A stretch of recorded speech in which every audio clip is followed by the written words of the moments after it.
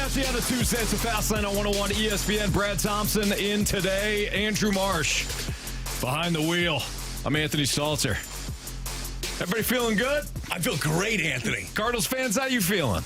Pretty good, Anthony. You can leave us a mic drop if you want. Tell us how excited you are that you got the guy that finished third in wins last year in the American League. Kyle Gibson. Mizzou made Kyle Gibson. See, I see your face right now. I'm excited. Anthony. You didn't even look at me when you said I'm it. excited. So I'm a big Kyle Gibson fan. Yes. Kyle Gibson, friend of the show. Obviously, we've had him on plenty of times. Mm-hmm. The vice president of Big League Impact. It's going to fit in very, very well here. There you go. Now, I did take a second to jump on Twitter. It's X now. Hey, let's go live, by the way, to the press conference announcing the Kyle Gibson interview. Is this from KMOV? This is from KMOV on Facebook. Thank you. Here we go. Cardinals, which is always a good sign. Lance has been a part of St. Louis' success in the past. Lance has the ability to eat innings. Lance has the skills to miss bats. Lance is a leader in the clubhouse, and I think our entire team will benefit from that. Kyle also expressed a lot of interest in being with the Cardinals. Kyle also has shown he has the ability to eat innings. Kyle's excited to join the Cardinals, and Kyle will be a great mentor and leader in our clubhouse. So both Lance and Kyle, they're positive additions to our rotation. Both will be great for our culture. Both are thrilled to be here in St. Louis, and both want to build on their past success. So now touching on the roster turnover real quick. We removed 15 players from our 40-man roster. We added 2 free agents today. We added 3 from our system prior to the reserve list. 4 of the players that we removed remain in our system: Leahy, Thomas, Naughton, and then we re-signed Wilkie Rodriguez. There's been a lot of churn, but that means we do not want to be complacent, and so more moves to come. Coaching staff. Dan Descalzo added as our bench coach. First off, we were excited to get him. He was somebody that we've always had a lot of interest in. When he left our organization, knew that he wanted to get back into coaching, and eventually when Arizona season ended, we finally reached out to them. That was really the delay. I always felt like when our organization was playing in the postseason, I always hated when people were asking for permission, so I always try to wait until teams are done. He's bright, high energy, and knows what winning looks like. He will be respected by both players and staff, and we look forward to him joining the Cardinals. Joe McEwing, obviously he will transition to help in a variety of roles throughout our organization. His main responsibilities, though, will be to focus on player and staff development throughout our system. He's looking forward to this. He wants to learn, wants to grow, and is excited about the change. Additional staffing could still happen. We're still working through things. I don't want to get into specifics today, but we do look to add support to our Major League staff as the offseason unfolds. I'd be remiss if I didn't touch on Yadier Molina. I get asked about it all the time. He and I have spoken. Really the question is, he knows he's always going to be welcome back, but it's just trying to work through what a role might look like and what the time commitment might look like. So more to come there. And finally, this is not the finish line. This is a day in time. There's still a lot of work to be done, and thank you. So now we take questions. Unless there's none, and I'll get out of here. So as you add these 2, and I don't know if you put specific numbers on pitchers at this point, but do you believe you are still lacking a 1, a 2, and a 3? Look, I think on any given day, that's your 1. I think that's the thing you have to realize about baseball. You play every day.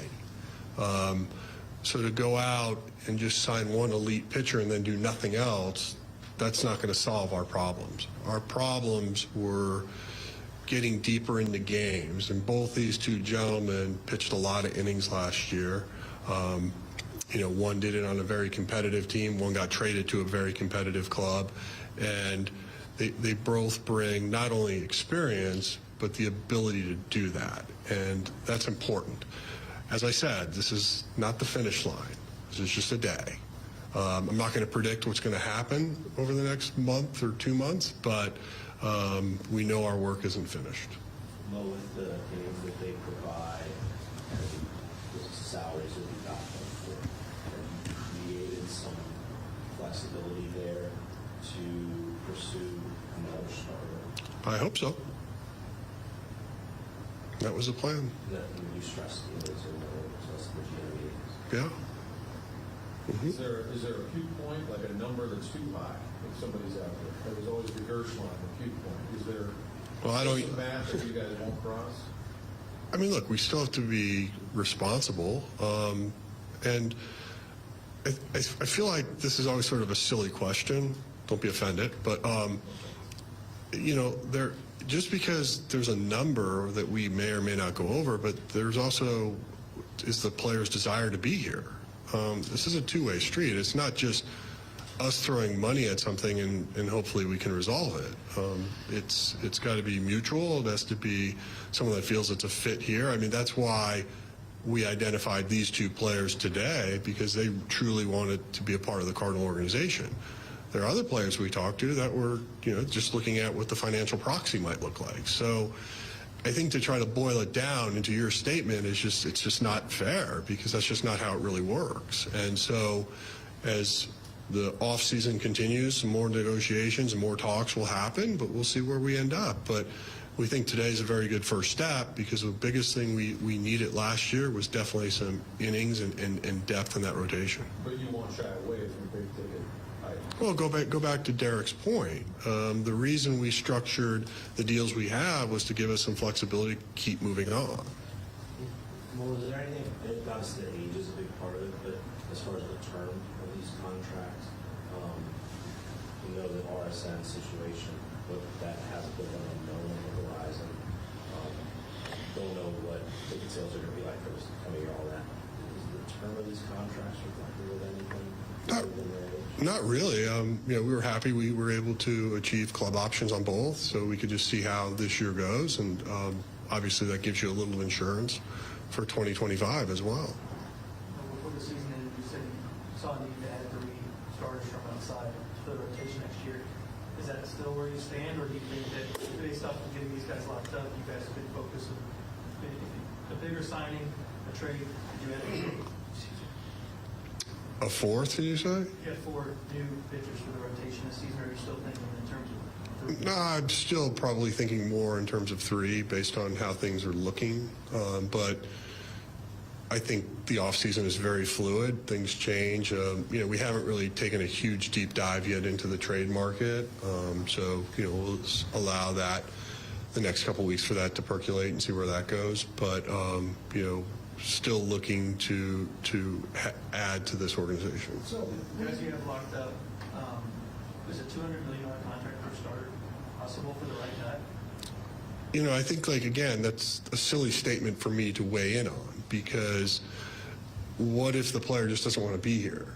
And, so. If he would, is that? Well, I think it depends on terms, like how it's structured. Obviously, when you look at the future of our system right now, we don't have a lot of long-term commitments on the pitching side, but that's been very strategic in a lot of ways, because injuries happen and things happen. But we're certainly going to remain open-minded as the offseason goes. At this point, in terms of filling out the rotation, does it work like this, that your first priority would be to go the free agent route?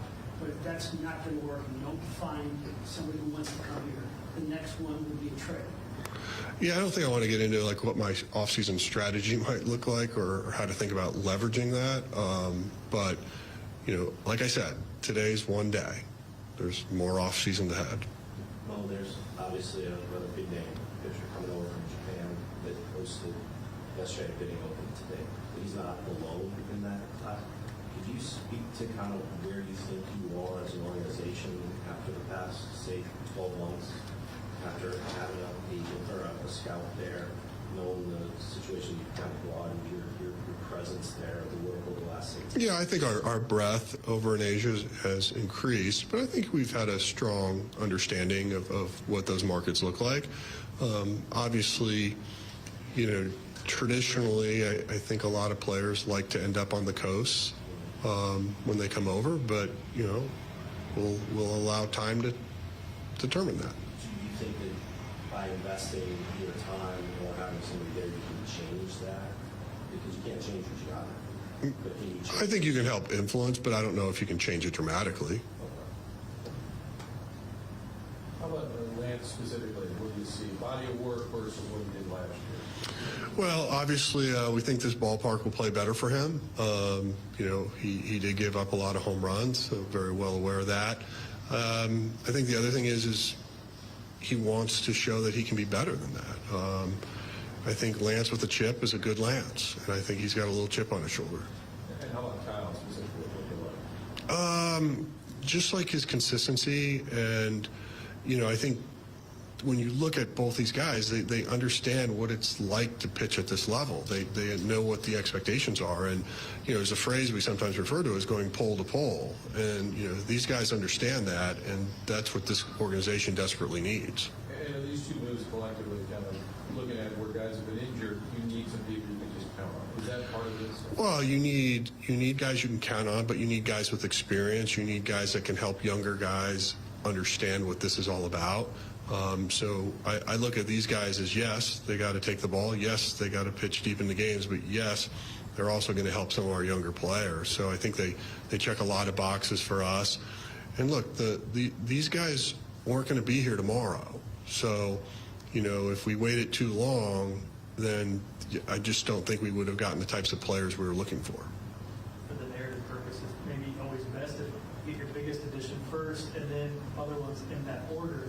This doesn't necessarily have to be the case, and off-season played out differently.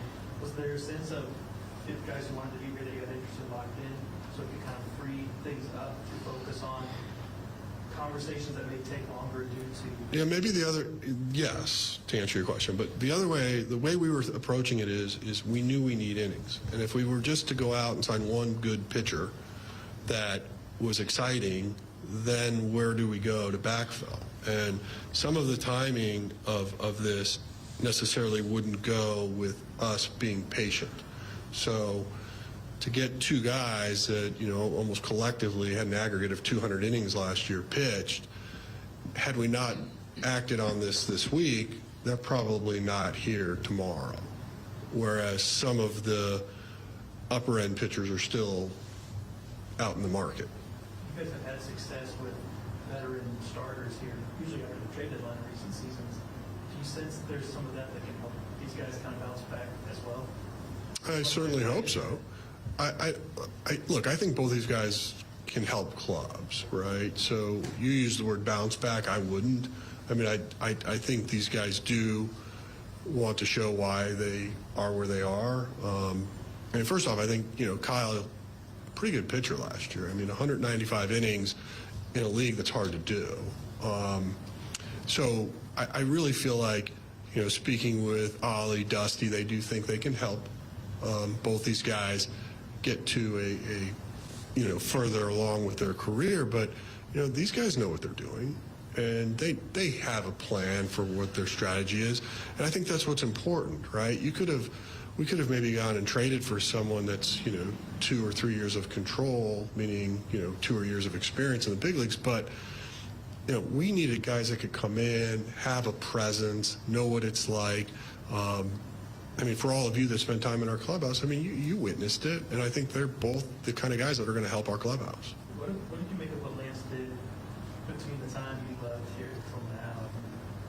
Not building back his license, but before that, he was one of the top 25 pitchers in baseball. Yeah, really good. And, kind of obviously must-have deception, obviously high IQ to pitch because, it's not with a lot of trick pitches. Throws a lot of fastballs, knows where to spot it and how to use it, and that's impressive. Where's Kyle Gibson fit in the spectrum of almost Cardinals multiple times? Go back to the draft, right? Out of Mizzou, so many times, yes. Mm-hmm. So you said like 2 or 3 times this is not the finish line. Do you anticipate at least 2 more starting pitchers? Well, as I said, it's not the finish line, Frank.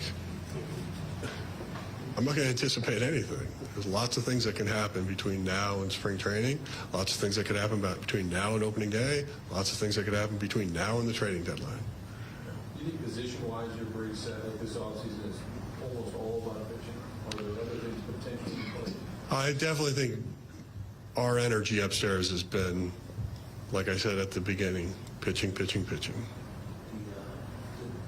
The 2 areas of your roster where you usually maintain depth is pitching and catching. You made decisions with non-tenders that cost you some depth. Can you explain some of those 2 decisions with Hudson and the particular Kisner because you had a little bit more flexibility there with Herrera's options? You're right. Starting with that move, I just felt like there just wasn't much left for Herrera to prove at AAA. I mean, he checked a lot of boxes in 2023 when you think about what we asked him to do, both offensively and defensively. And I think that it can become pretty crushing if you never get an opportunity. And, you know, I think we were on that precipice of maybe losing him if we just didn't give him a path. And then I really would also say, like, Paez, the catcher, is a really good defensive catcher, so we felt like we had protection there. So, yes, we took away from the depth, but we thought we had depth. So I think your argument on the pitching side makes a lot of sense because here we are looking for it, yet we gave up guys we had control over that we could have used. But candidly, my point of the roster churn was just that. I think we have to try to find ways to get better.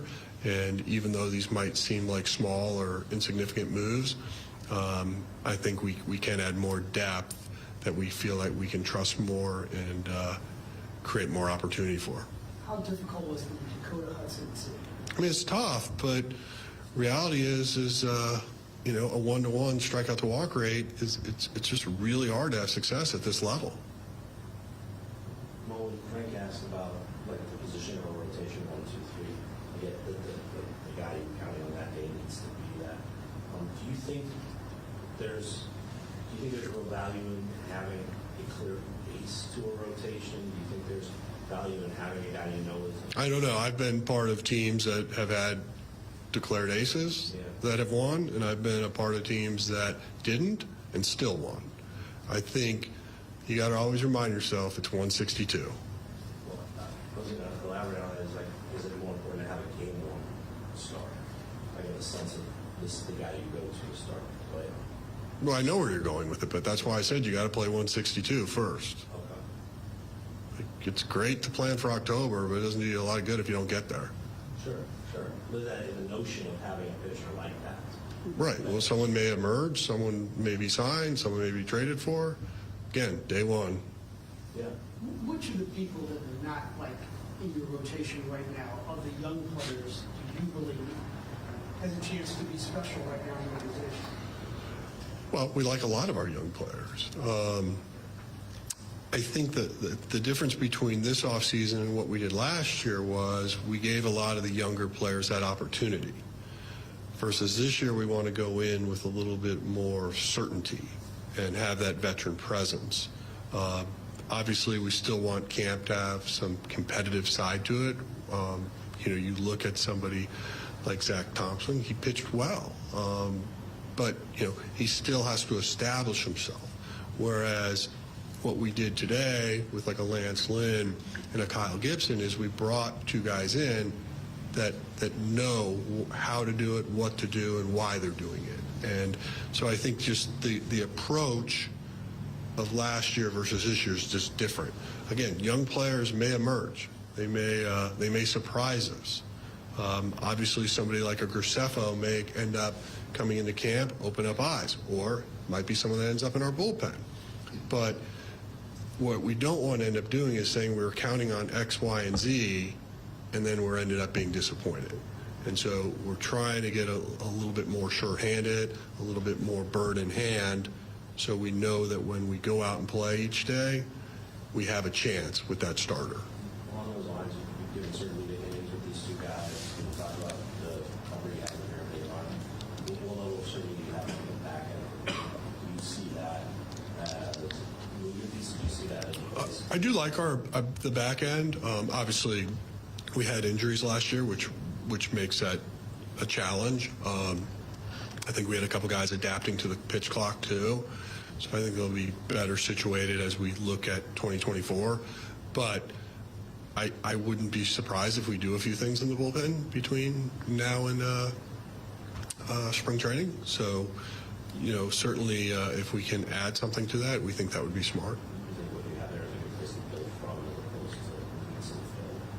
Well, I think there's some holes. So, I mean, obviously, I think we can backfill with some of our internal guys, but again, it's just, trying to think about how strong do you really want to be when you enter. So, plenty of time. We're going to keep working on it. Well, at this point, is it fair to say Molina would be a candidate for a day-to-day in uniform 162 type job? I don't think I want to characterize that right now. I think we're still talking, and we'll see where that goes. And how much the coaching staff, potential changes, current changes, is to kind of give Olive and assist? There's a lot of names that were there next to him in 2022 that weren't there last year. I mean, how much of it is kind of give him some strong voices as well? Well, I think it's really what he desires in terms of, like, what does he feel he needs for that type of support. And there's some things that aren't all that exciting to talk about where the staff felt like they needed some help. So those are things we're also trying to address, and we're either going to do it from internal promotions or maybe open a few jobs up for external look. Well, you talked about guys come over from Asia. What's your view of a pitcher who's very successful there, their ability to come over and replicate that success in the league? Is it to the point now where you can look at success there and say there's a pretty good chance that transfers over? To piggyback on that, what's the competition like now for a star player making that jump compared to what it was not that long ago, in terms of other teams believing in that? Yeah, I think from like the analytical world, I think most teams now have more confidence in understanding what performance looks like there to how it translates into performance here. So that's gives, I think, everybody a little stronger or more confidence in decision making. So there's that, and I also think there's been enough players that have come back and forth where, domestic players here have gone over there and you can watch how they perform versus players coming over from Japan or Korea here, where we feel like there's enough sample size where you can have that confidence.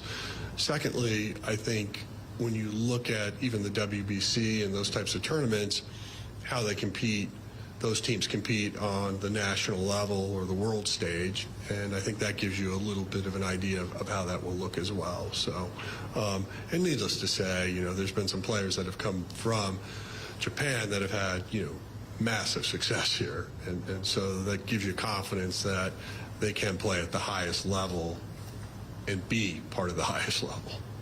Well, are there deals that lead beyond baseball and go to brand building, like that aren't just a pure baseball cost decision and you factor into the growth of what the business model or the team could do, is opening up new markets?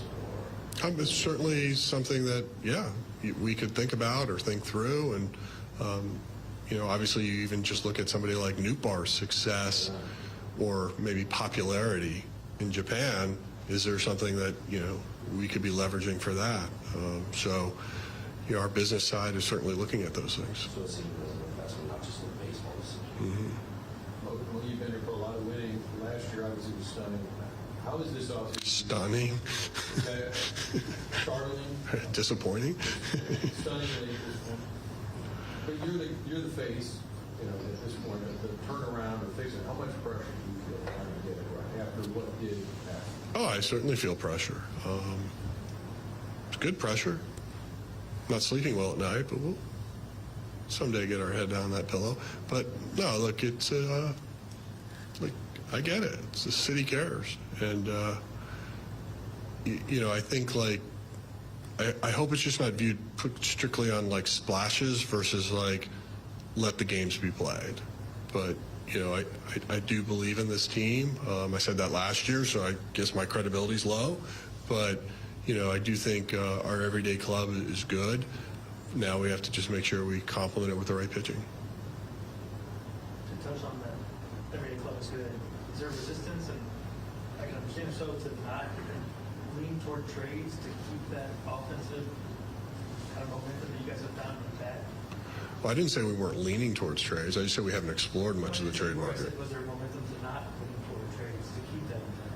No, not necessarily. I mean, again, I always feel those are silly questions. Like, would you trade X for Y? What if Y is awesome? And you would, right? You just never know what that market may unfold. Understood. I guess there are seasons where you can say we're looking more at trades than free agents. Okay. And vice versa. And I didn't know if one of the reasons you guys are looking more toward free agency is because you feel like you've got some offensive traction that you would want to tap into. Well, I just don't feel like we could go into this offseason saying we're going to trade for pitching at the volume of pitching we need. Could we still trade for a pitcher? Of course. But could we trade for 4 or 3 or 5? Probably not. All right, guys. You guys have a happy Thanksgiving. Thanks for coming. It's over. So I think the big overarching message, guys. Did you get a message, an overarching one? Yeah. All right, good, Anthony. You're a good listener. I've always noticed that. Thank you. Yeah. It's be patient. Well, how about that? You got to be patient. Now, for those of you who are not watching on YouTube, shame on you, but you're listening. So that's half the battle. The Air Alliance Heating and Cooling Team. That's what I said. YouTube channel. Yep. Everybody just happened to wear their Be Patient shirts today. Mm-hmm. So this works out quite well. It certainly does. Really, for all of us. Yeah. Now, if you're angry at some happy, of the things. by the way, Anthony. I'll get to it. You weren't going to. I like you were. Nope, I wasn't getting to. If you want to leave us a mic drop. Do that. Sharing your thoughts on what you just heard from Mo. Whatever those thoughts may be. Go ahead and leave us a mic drop. We're going to hear from you all day. We're going to play you all day. But most of all, we're going to be patient. Woo. You better be, because... It's not even Thanksgiving yet, Anthony. How could you not? You'd be thankful, and Aiden, listen, you be patient. Got a little something extra to put in those prayers, don't you? No doubt. We're going to be talking about this pretty much all day. Love to hear from you. Leave us a mic drop. Our observations on the Kyle Gibson signing next on 101 ESPN.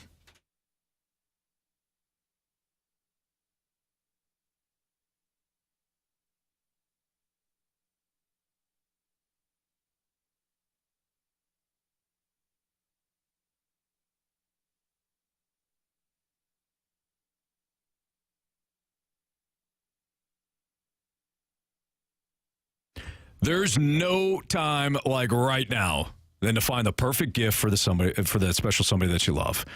And if you're struggling to find something that's creative, something that is easy to purchase, let me introduce you to Sound Story. It is the perfect way to get somebody that you love recorded in an interview with somebody like myself, Anthony Stalter, or various 101 ESPN hosts such as Tim McKernan and Randy Carricker.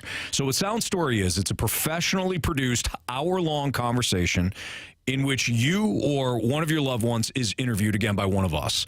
So they can share their experiences from childhood or school or their career.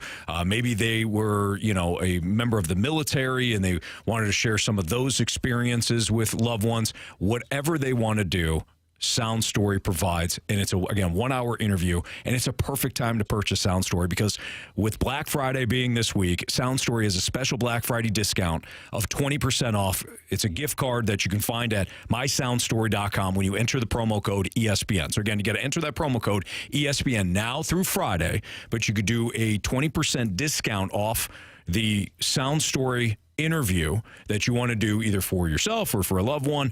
Maybe it's somebody, wife or husband. It's up to you how you want to use it. But again, 20% discount off of the gift cards at mysoundstory.com when you use that promo code ESPN. But you got till now, or you got until Friday. You got now until Black Friday. So make sure you go to mysoundstory.com and set up the perfect gift this holiday.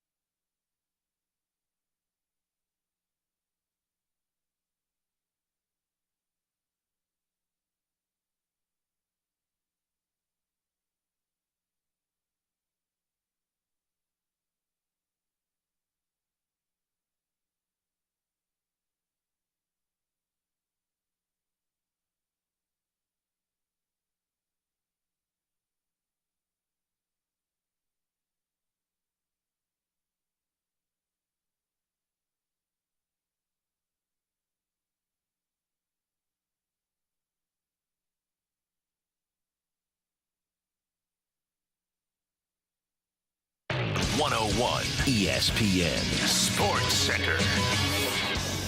I'm Andrew Marsh. It's time for a Sports Center update driven by Johnny Londoff Chevrolet and Johnny Londoff Autoplex. The big news of the day, Kyle Gibson is the newest Cardinal. He signed a one-year, $12 million deal with the Cards that also includes a team option. We just played Mo's interview discussing the matter. If you missed that, make sure you go to 101ESPN.com or check out the free 101 mobile app. We also would love for you to send us a mic drop, as we will be taking mic drops throughout the remainder of the show, discussing the signing of Kyle Gibson and where this Cardinals rotation sits heading into 2024. Also, on Wednesday, the Blues will be back in action, taking on the Arizona Coyotes. Pregame starts at 7. Puck drop is at 8. Once again, Blues Coyotes tomorrow right here on 101 ESPN. More Cardinals talk coming your way next right here in the Fast Lane. I'm Andrew Marsh, and this Sports Center update is driven by Johnny Londoff. Find new roads and shop 24/7 at Londoff.com and LondoffAutoplex.com. Are you kidding me?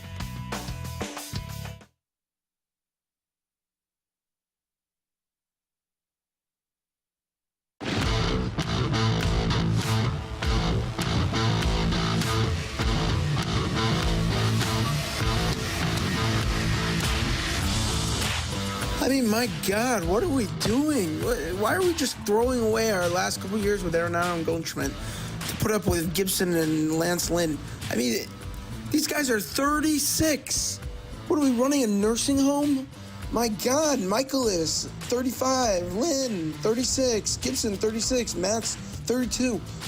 Do we have a future? Do we have anything? Oh, my God, what? If you just want to get rid of the team, get rid of the team. Why waste our time with this? That was Josh leaving us a mic drop, and we do appreciate you, Josh, and you can leave us a mic drop anytime you want. Hard to say which way Josh is leaning. I can't tell. Yeah, you got to kind of read between the lines. Brad Thompson with us, Andrew Marsh, I'm Anthony Stalter. Here's the good thing, Josh. They being Lance Lynn and Kyle Gibson, who he signed the last 2 days. BT, they're younger than John Lester and Jay Happ. Yeah. If you're looking for positive. I think there are plenty of positives. Nobody wants to get to them, though, because I understand it. Do you want a pro Kyle Gibson mic drop before you give us your thoughts? I didn't know mine got in already, but yes. Here's BT. I mean, Luke. As a St. Louis Cardinals fan who lives in the Twin Cities in Minnesota, who was at Kyle Gibson's very first game pitched in the major leagues, I can tell you that while we may not be so excited with the age of the player or what that means for who we can sign right now, Kyle Gibson is a quality sign for the St. Louis Cardinals, not only for their dugout, not only for the community, not only even for eating those innings. This guy has actually been a far better pitcher in his last few seasons than he ever was during his quote-unquote prime. So if he can stay healthy, if he can do all these things, he brings exactly the type of things that you want to a clubhouse and to mentor some of these younger pitchers we have. I think this is an underrated, great signing. But if we're done, I might be done with the Cardinals then too. But in a vacuum, Kyle Gibson, incredible signing for the Cardinals for more reasons than just what you see on the field. Anthony, I think we can speak for all of St. Louis when we say, Luke. Don't do that. Luke's not through it. Luke was that was a great mic drop. He's not even from St. Louis. His end part that he hit on, I think, is the one that everyone is hitting on at this point. Look, if you're just looking on the surface, the last thing the Cardinals need to do was go into next year again with a ton of question marks, okay? And Mo hit on it. He said, look, we needed more certainty. We needed more of a veteran presence in the rotation. And to the first mic dropper, that was Josh, the first one, right? Yep. To his point, it's an older group. It is an older group with those two. But these are two guys that will eat innings for you, take the ball every fifth day. I totally agree with the part that it can't be done. And Mo echoed that several times. He said, this is not the finish line when you're looking at the offseason. So when you're just looking at it on the surface, I understand that the two names are not the ones that you had circled on your page. But this is not these are not bad depth signings. You bring in good guys that can eat up innings, that have had upside. You look at Lance Lynn's numbers over the last couple of years. Everybody keeps like hanging on the fact that he gave up 44 home runs, the most in the league. Look at all of his numbers over the last 3 years. He'd arguably be your best starter. So I don't feel like these are bad moves. These are depth moves, and I know you guys got into it yesterday. I'm sure that you did, and we'll get into it throughout the day today. But you're talking about culture-wise of what you're bringing in with these two guys. It's changing things for you. I think smart organizations and companies, they deal with what's urgent first. Not necessarily what's most important. And I think that's what we have to keep in mind for right now. Those similes? Nope. Urgent, most important. Yes. To me, urgency screams importance. Well, walk with me, Brad. What's the most important thing that the Cardinals do if they're going to compete at the highest level this offseason? They get pitching. They get top-end pitching, right? Yeah. That's the most important aspect. Correct. They have to get a number one and, if not, a number two as well. So 2 top-end starters. If we're talking about what's most important when it comes to this Cardinals team competing, it is finding somebody that is an ace and then also finding somebody that's a solid guy behind him, right? Two top-end starters. That is what's most important. The Cardinals have not done that over the last 48 hours. Let me ask you this question. Who has? Nobody, except for the Phillies. Maybe. They didn't do that. Well, they brought in the guy they already had. Whatever. But what's urgent is that they make sure that they figure out what the back end of the starting rotation is going to look like. Because if they were to go after what's important first and miss, and then try to come back around and fill in the back end of the rotation. With what you had before, probably? With what you had before, or no offense, like a Rich Hill type, then you're in real big... You got a real big problem on your hands. So I think that Mo going with what's urgent first isn't a bad strategy, ... But if you don't eventually get to what's important, then it's not going to matter. No, I totally agree. And I don't know why I just thought of this analogy, maybe because we just went there the other day. Like Sam's Club or Costco, when you go like big box store, always stock up on stuff. Like it's paper towels, it's toilet paper, like get a bunch of those. You know why? You're going to need them. You're going to need them. At some point, you're going to need them. You can never have too many of those items. That's what they're doing. Unless you're dead. Then you don't need it. But somebody will use it. That's the thing. Do you think that if somebody was cleaning out your house and they saw like a couple of big things of toilet paper, they're taking them away? Of course they would take them. Yeah, the old mustard, the bulk mustard, they probably won't, based on the expiration date. Away. Yeah, throw the mustard away every time. Mustard lasts a long time. But the toilet paper, yeah, they're insane. Yeah, but that is what they're doing. And here is the beauty of this. Again, while you might not be blown away by Lynn and Gibson, you have some solid pieces that you know what you're going to get. And you might say, yeah, I know what I'm going to get. You know you're getting 30-plus starts from each one of those guys. Incredibly important.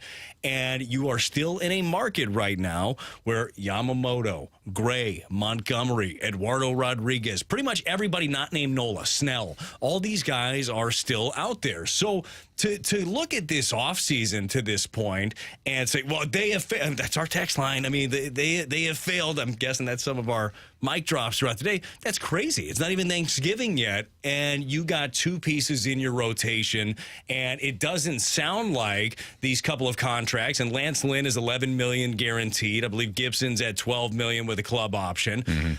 These are not going to hamstring you from getting your next guy. Mo said several times, this is just a day. This is not the finish line. We have more work to do. I know it's not going to satisfy people, but at least it's on record so that we can revert back to it if they don't add to this. They have to. Mo at least had that sense about him today to admit, hey, this is just a day. There's still work to be done. Not the finish line, he said. It's just a day. More of your mic drops. More thoughts on Kyle Gibson and Lance Lynn. I think by the end of the show, people are going to be on board with this.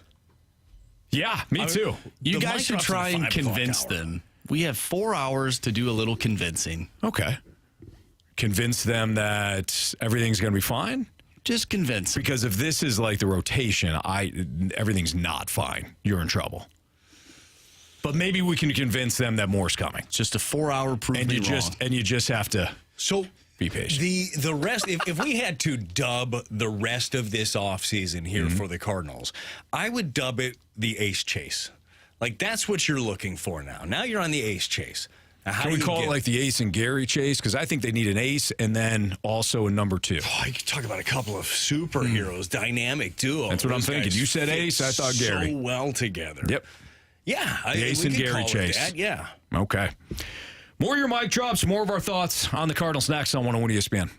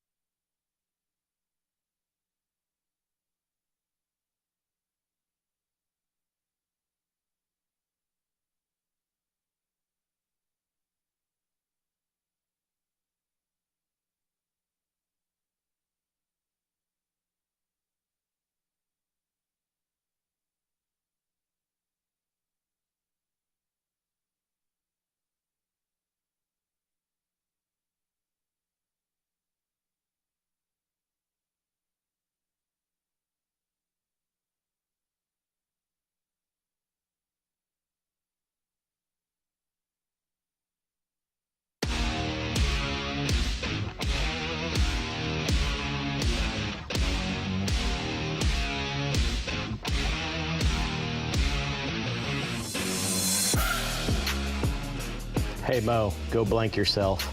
Take your patience and shove them. Either bring a winning team, go get some big names, or get the hell out. I think that message was very clear, Brad. You know, sometimes we as human beings don't communicate our feelings, and we allow others to guess. Like interpret, right? Yes, interpret what we really mean. You mean like say things, but you don't really mean them? No, I mean bury our feelings and not really express them. And then we blame the other person for not, understanding what we want. The 618 is very clear. He wants Mo to get out if he doesn't bring in out of St. Louis.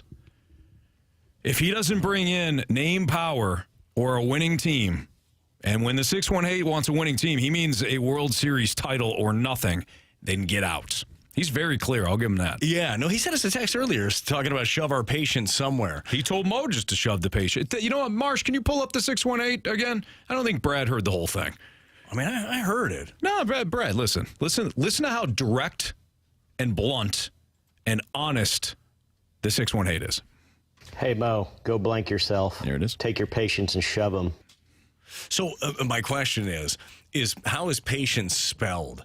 Because when he texted in earlier, it was like he wanted to do something to people in hospitals. Oh, no, that's, boy. You take your patience. Yeah, and you stick them somewhere. That's not healthy at all. I mean, patients typically go to hospitals to get better. Well, I don't know if they want now. to be stuck somewhere, Now it's a dark hole. Yeah, very true.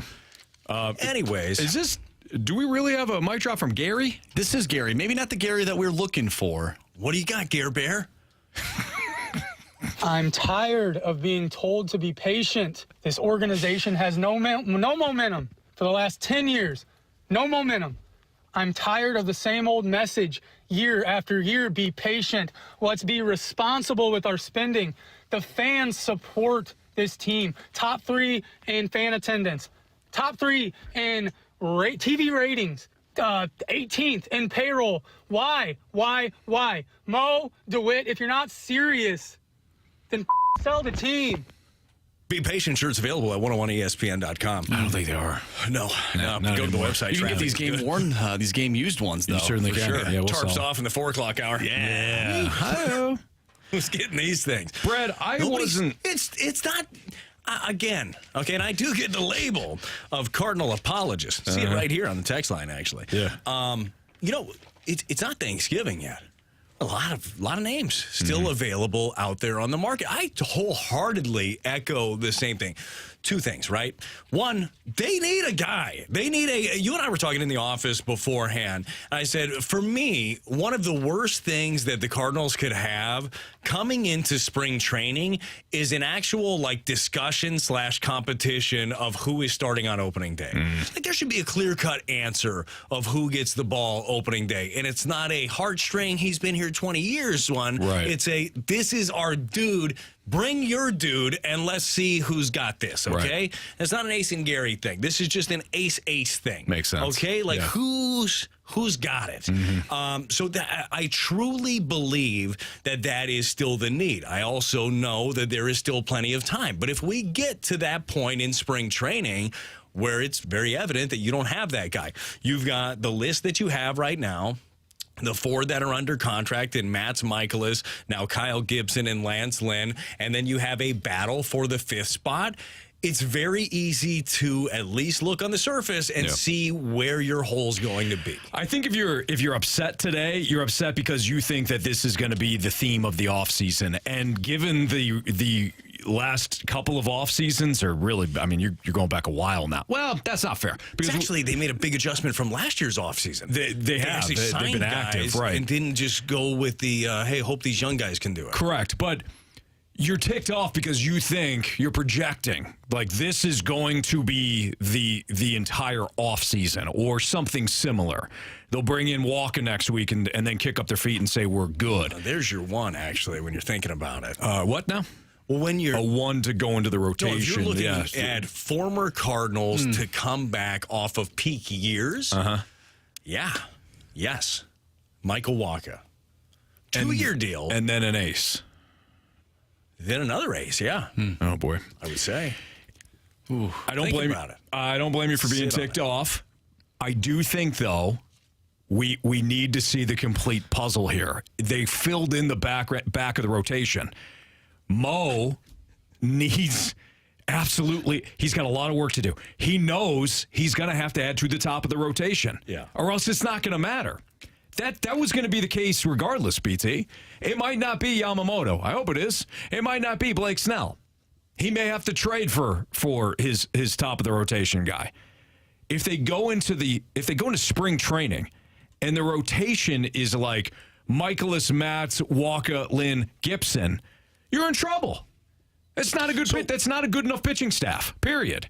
So we do have to wait and see what Mo is going to do moving forward here, but I do think he addressed what is urgent, not necessarily what is the most important. Yeah, a couple things, right? They go into. First of all, certainty has never been a bad thing. Like knowing that you have games, innings covered, so you can ease some of your young players into it. Because we know this. It happens every year. Like a young guy is going to emerge, and maybe that young guy is Zach Thompson. Maybe it's this time around for Matthew Liberatore, who's still young. Maybe it's Tekoa Roby. Maybe it's Sam Roberse that they brought in on a deal. Mm-hmm. Maybe it's Kloffenstein that they brought in on the same deal with Toronto. Like whoever it is, someone's going to emerge. Could be McGreevy, could be Cooper Jerpy. Like they've got some guys throughout the organization. But you are not putting all of your faith in that basket. Maybe some of these guys end up in the bullpen. Could be Graceffo, end up in the bullpen, and then they ease their way into action. A lot like Lance Lynn did in 2011, who came up as a member of the bullpen and was able to succeed from that experience and then move on to the role that everybody knew that he was going to be. That is a great thing. Yeah, I was laughing earlier when you said the puzzle thing. Mm-hmm. My wife loves doing puzzles. And puzzles, to me, I think you and I have had this conversation. Yeah, you don't like them. They anger me. Anthony. I like them. They calm me. Oh, dude, the opposite. So I get big-time anxiety as I'm sitting here looking at a puzzle, like wondering where that next piece might be. And for some reason, I can't understand why I can't find it in this sea of pieces. Yeah. But my wife was getting very close to the end of this puzzle. Mm-hmm. And I sat down, as she's finishing this thing up. I've got a cocktail. I figured, why not? Why not help now? Because this is when she really needs me, when it's almost done. Sure. So there was a piece of the puzzle, and it was obvious, very red piece. Okay, look, there's 20-something pieces left. Let me look for the red one. Bingo, bango, look who helped. Daddy's here. Boom. And guess what? That piece? Missing. Missing. What do you mean? She spent hours doing this puzzle. And she has a different perspective than I do. She looks at it and is yeah, I did it. All the pieces, they're done. It's not done. That red piece, that one in the middle, that was supposed to be that swing line stapler, ain't there. It ain't there. Where is it? But don't know. Now, this might be... you got to rip the house up. No, maybe it didn't even come in the box. Maybe the puzzle, I don't know where the puzzle came from. Could have been secondhand. What monster would put a puzzle piece together and put it on a shelf to sell it with one piece missing? I got to tell you, that might be something I would do to somebody. But I didn't do it in this point, at this one. Mm-hmm. The point is, it might still look pretty. It ain't done yet. And if it's not done in spring training, you should be a little bit upset. But let's think about this again. Not a little bit. You should be irate. You can be whatever you want to be. Irate. You are in charge of your own feelings. True. Let's remember this again. Everybody outside of Nola is still available. And there are a lot of guys that can impact your top of the rotation that are going to still be available in the trade market.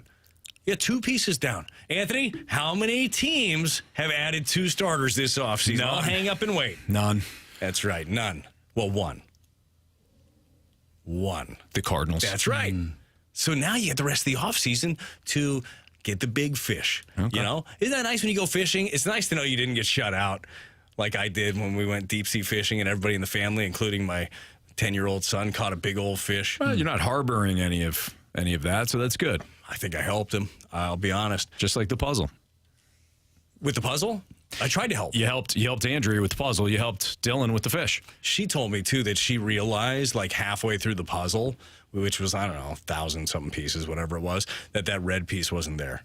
She was oh, yeah, I knew that wasn't there. What do you mean you knew? I wouldn't do it then. So what I gathered from your puzzle story, although the puzzle itself is incomplete, it sounds like that piece that you need is not available. And you will never actually get that piece to complete the puzzle. That is what I gathered from that story, BT. That was It's not the brilliant. story I'm trying to tell. Brad, but you got to give it to a Marsh. Get a text from my father-in-law. Said, turns out while you guys were gone, Poppy, our dog, ate some of that puzzle. So, oh, man. God, that dog's eating everything. Wow. Eating everything. So is Marsh right? And that puzzle piece is just, it's not available because dog ate it. Oh, I'm sorry. Maybe this puzzle was made overseas, Anthony. And maybe better go get that puzzle piece. Brad's going to tell you why the Cardinals are going to get Yamamoto next in the Fast Lane on 101 Not him. ESPN.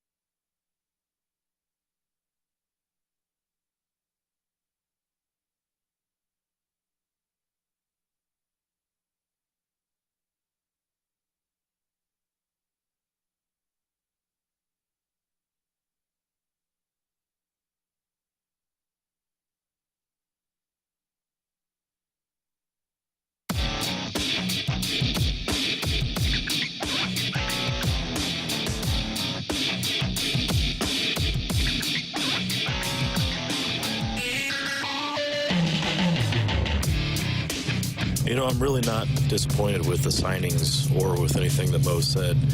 And I know that goes against what a lot of listeners would say, including our dear beloved Janet. But it is still early, number one. And number two, once you realize that the Cardinals are just not going to sign an ace, they're just not going to do it. They're not going to put the money out there. I guess it doesn't hurt as bad. Yeah, that's called grappling with reality, lowering your expectations. That's what Austin just did. It's not a bad approach, BT. You find yourself, well, not happy. He was just content. Austin was so measured in the beginning. Yeah. And he was like, yeah, it's early, and you got these pieces. I'm not upset. And then he just went into sadness mode where it's like, that's fine. He's also wrong about something. Oh, what's he wrong about? Cardinals will sign an ace. Now, Brad, you were saying before the break that the Cardinals are going to get Yamamoto. No. And you got some numbers to back it up. No. First of all, I would not want to shut the door on Yamamoto. You got Newt's good friends with him. His mom is good friends with Yamamoto's mom. I mean, you're working all the connections that kind you of could possibly layup. work. Yeah. I know Mo was asked about him, or not even him necessarily, but pitchers coming over from overseas, and he did say traditionally those guys end up on a coast, but you let time work and you find out and you end up seeing. So maybe when it comes to Yamamoto, and if you get Yamamoto, he's 25 years old. He won the equivalent of the Cy Young 3 years in a row. Like, that's your ace. Now, that ace is going to cost you $200 and some change because you're going to have to pay him and you're going to have to pay a posting fee. And there's going to be a lot that goes into it. But still hoping for that, okay? Still being patient on that one. I got some numbers for you, though. Okay. On another guy. On Yamamoto? See if you're a little interested. No, these are not Yamamoto, okay? All right. Would you be interested in a guy that had a 2 ERA? By the way, he went 20-6 last year. 180 and a third innings pitched. 137 hits, pretty good ratio. Now, you need strikeouts, right? 180 and a third, 209 punch-outs in his 30 starts. Would you be interested in a guy like that? Why do I feel like you're setting us up? Numbers don't lie, Anthony. Numbers don't lie. That looks like ace stuff right there. Who are we talking about? Well, the ace of the NC Dinos. That was Eric Fetty last year. Now, you might remember Eric Fetty. Now, the old National? Eric young Fetty? National, really. He's only 30 at this point. Well, Eric Fetty. He'd be the youngest guy in your rotation. He would be the youngest guy in your rotation. And he's been around, been overseas. So, no, Eric Fetty actually isn't the guy that I was wanting to get into. But, boy, he had a good year. A bit of a renaissance for him. And I hope that he lands. He's a Vegas guy. I'm a big Eric Fetty fan as well. I think that's great. Hope that he lands in a good spot. That's not your answer. Yeah, no. What if your answer was in the international market and it ended up being the other starter that everybody's talking about in Shoto Imanaga? Would you be okay? So what's the profile there? I've been great question. Focused on Yamamoto. His comp is Sonny Gray. Would you rather just have Sonny Gray? Yes. You beat me to it.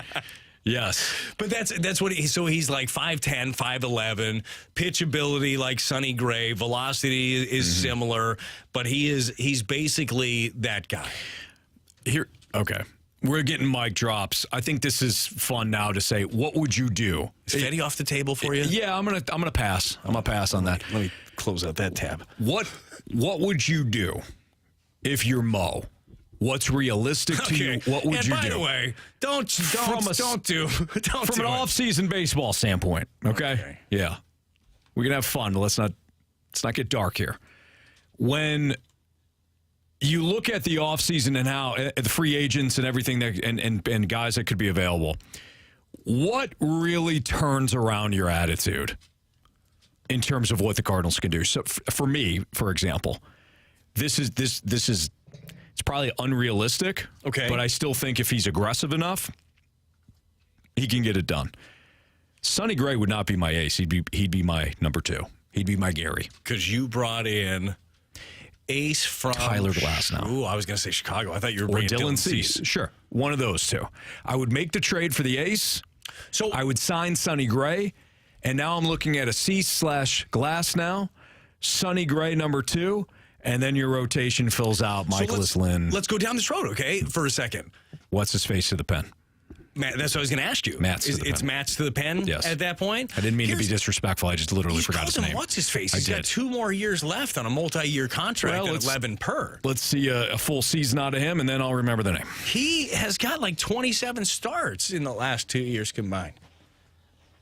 It's not enough. Okay, that is, I don't see any problem. Again, the chips have to fall to you. Would they go out and sign 4 starters in offseason? Let's be honest, I doubt it. I doubt it. But if you were able to acquire one of those starting pitchers, whoever that may be, that is a 1-2 type, okay? And then you're still wheeling and dealing. You're still out there. You're taking phone calls. You're making phone calls. And one pops up where, yeah, you have holes filled, but you can make it better by adding, let's call it Cease, let's call it Glass. Now, let me ask you this real quick with what you have in store. Let's say they get Sonny Gray. Would you make a move for Bieber? Is Bieber in that category for you with the Guardians? Now, he dealt with some injury, came back. I think he made 2 starts at the end of the season, was healthy. His strikeout rate has gone down quite a bit. He is not the same guy that he was a couple of years ago. To me, adding Bieber would be a Bieber Gray, like you're adding 2 twos. 2 twos? I don't think, not 2 twos, but 2 number 2 pitchers. Okay. I don't think Shane Bieber is an ace anymore. He'd be an ace for your team. So is adding, if you added Sonny Gray on top of this rotation the way that it is right now, how do you feel about it going into next year? Good, not great.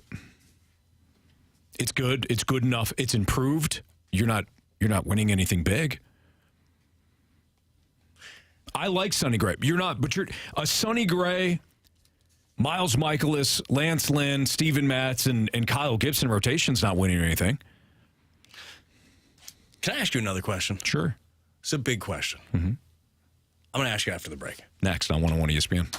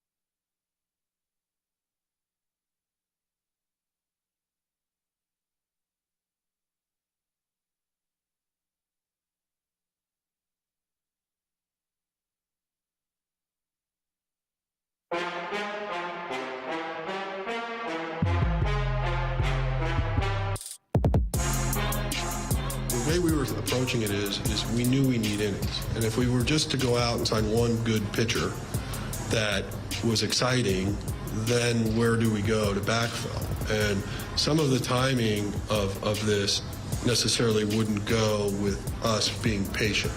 So to get two guys that, almost collectively had an aggregate of 200 innings last year pitched, had we not acted on this week, they're probably not here tomorrow. Whereas some of the upper end pitchers are still out in the market. That was John Fauxzeliak, courtesy of KMOV. Earlier today, we played the entire press conference of Mo talking about not only the Kyle Gibson signing from today, but also the Lance Lynn signing. Brad Thompson, Andrew Marsham, Anthony Stalter's Fastlane on 101 ESPN. Brad, that exact comment is what led me to talk about the what's urgent and what's important. Yeah. Sometimes you need to just fill in with what's urgent right now. You need innings. You need guys to fill in the backside of this rotation. I think people are ticked. I don't blame you, but I think people are ticked that they didn't do what was important first, which is that you need at least one top-end starter, if not two. So they're viewing this as, cheap-ass Cardinals again. I think what Mo is doing, and we'll find out moving forward here, but I think what Mo's doing is we need to address what's urgent first, not necessarily with what's the number one goal. Hey, Mo, go blank yourself. Okay, didn't need that. But we've got a bunch of those texts in throughout the day. No, I think that the way that he laid it out there was smart, because I realized that when you're looking at, and we got a bunch of texts like this to the text line 314-399-9646 if you want to get in on the action. We've had a bunch of texts saying, man, you spent $12 million on Kyle Gibson. You spent $10 million 1 year on, for sure 1 year. But people looking at us like that's half of your perceived bankroll at this point on those two guys. But it's not. But to me, it's different because it's only 1 year. Well, and we don't know what these guys, we don't know what the market would have bared for them. I'm sure they would have got this deal somewhere else. Like they would have gotten that with another place. But you at least have the certainty of the innings and what you're going to get out of those guys. So back to the point is I like that. And, right? That's an improv thing. You go to improv class. We should do that. That'd be fun. Go to You got to improv. keep it in the yes, positive. And. It's yes and. You never go to the negative in improv. Do you not? For example. I didn't know that. I knew yes go and. ahead. Watch. This is the negative. Go ahead. Hey, Anthony, they signed 2 starters that are going to help this club next year. No, they're not. No, you just went to Bill Belichick. You didn't even go into... No, that's what I'm saying. There's nowhere to go now. You got to... Improv is all about... Oh, yeah, that's where you need the and. Yeah. All right, go ahead, Anthony. You do it to me. All right. Brad, Cardinals just added 2 starters to the rotation. They absolutely did. And you think about the culture that they're bringing with them as well. And then you build. You want to talk about a bulldog. Mm-hmm. Well, that Lance Lynn, bulldog. You want to talk about a winner. How about Kyle Gibson? How about those guys? You want to talk about a nice third piece? Yamamoto. Yeah. Big fan. So I teased that I was going to ask you a question about this rotation, okay? And we were just talking about, if you're just tuning in, we were talking about if the Cardinals just added Sonny Gray to the rest, and I say just as if it's not a big signing. That would be a very big signing for the Cardinals. But if they added Sonny Gray, how would you feel about the rest of the rotation being Sonny Gray, and then it's Lance Lynn, Kyle Gibson, Miles Michaelis, and Steven Matz? That would end up being your rotation, at least going into the season right now as it is on paper. My question to you, Anthony, if you had one pitcher for the Cardinals, knowing their restraints too, like knowing what they are financially, at least what they have been over the years and what you believe they may be in the future. If you could add one pitcher, would you rather that pitcher be Sonny Gray or Yamamoto? Yamamoto is going to be on a 7 to 8 year deal probably. Okay. Sonny Gray tops 3, I think, unless somebody pushes it to 4. Yamamoto. Why? If you don't have an ace, you don't really have anything. If you don't have the quarterback, it doesn't matter how good the defense is. If you don't have the goaltender, it doesn't matter how many goals you're scoring each night. Eventually, the bottom's going to fall out. You're not going to be good enough. Did the Rangers technically have an ace this year? I know they signed a couple and Jordan traded Montgomery for became emerged the in ace, emerged as the ace. It's a fair point, but they still signed Jacob deGrom because they knew the importance of having that top end starter. If it's Sonny Gray for 3 or Yamamoto for 7, I have to go with the upside. I know that Yamamoto hasn't done it yet in the big leagues, but I have to roll the dice because I don't have an ace. Sonny Gray is not an ace. What do you mean Sonny Gray's not an ace? Sonny Gray's a really good pitcher. Pitched like an ace last year. He certainly did. And Lowest FIP in baseball, Anthony. That ain't nothing. He'll look great as my number 2 when I go out and trade for Dylan Cease. But for now, based on this question, I absolutely need to tap into the upside. How about you? I'm going the Same other question. direction. Yeah, I'm going the other way. I would take Gray. And I would take it because of I know exactly what I'm going to get out of Sonny Gray, and I know I have it for 3 years. And that's what it's predicated upon. That's the floor. You're looking at it from the floor perspective, which is fine, but your floor, I'm ceiling. So here is my thing with this, too. Our point all along and all off season and most of last season has been, boy, he really could use a 1-2 punch, okay? Yeah. In the scenario that we lay out right now, they have 4 certainties already there. And who knows, man, maybe they pivot and maybe they do sign one, trade for one. Personally, I don't necessarily see it. I think they look at it and they got those 4 guys. They'll probably add one more. When I look at the difference on a 7 or 8 year deal at estimating for Yamamoto, the estimation is right around $30 million per. Maybe it's a little north, maybe it's a little south of that, but that's going to be like your general where they're going to be. That could really hamstring you if he struggles. And even if he doesn't, how much more is that guy putting you over the hump? You know what I mean? Like, what is really the difference going to be between Yamamoto and Sonny Gray when you look at the long haul? Now, maybe it's a huge difference. Maybe it ends up being a very big one. Yeah. Maybe it ends up being a small one. And maybe it ends up being money in a couple of years that you end up spending on other pieces. Sure. It doesn't seem like a very, Cardinal move. And I remember when I put that in its place, I said, hey, talk about this, how the Cardinals also make their moves and their financials and stuff.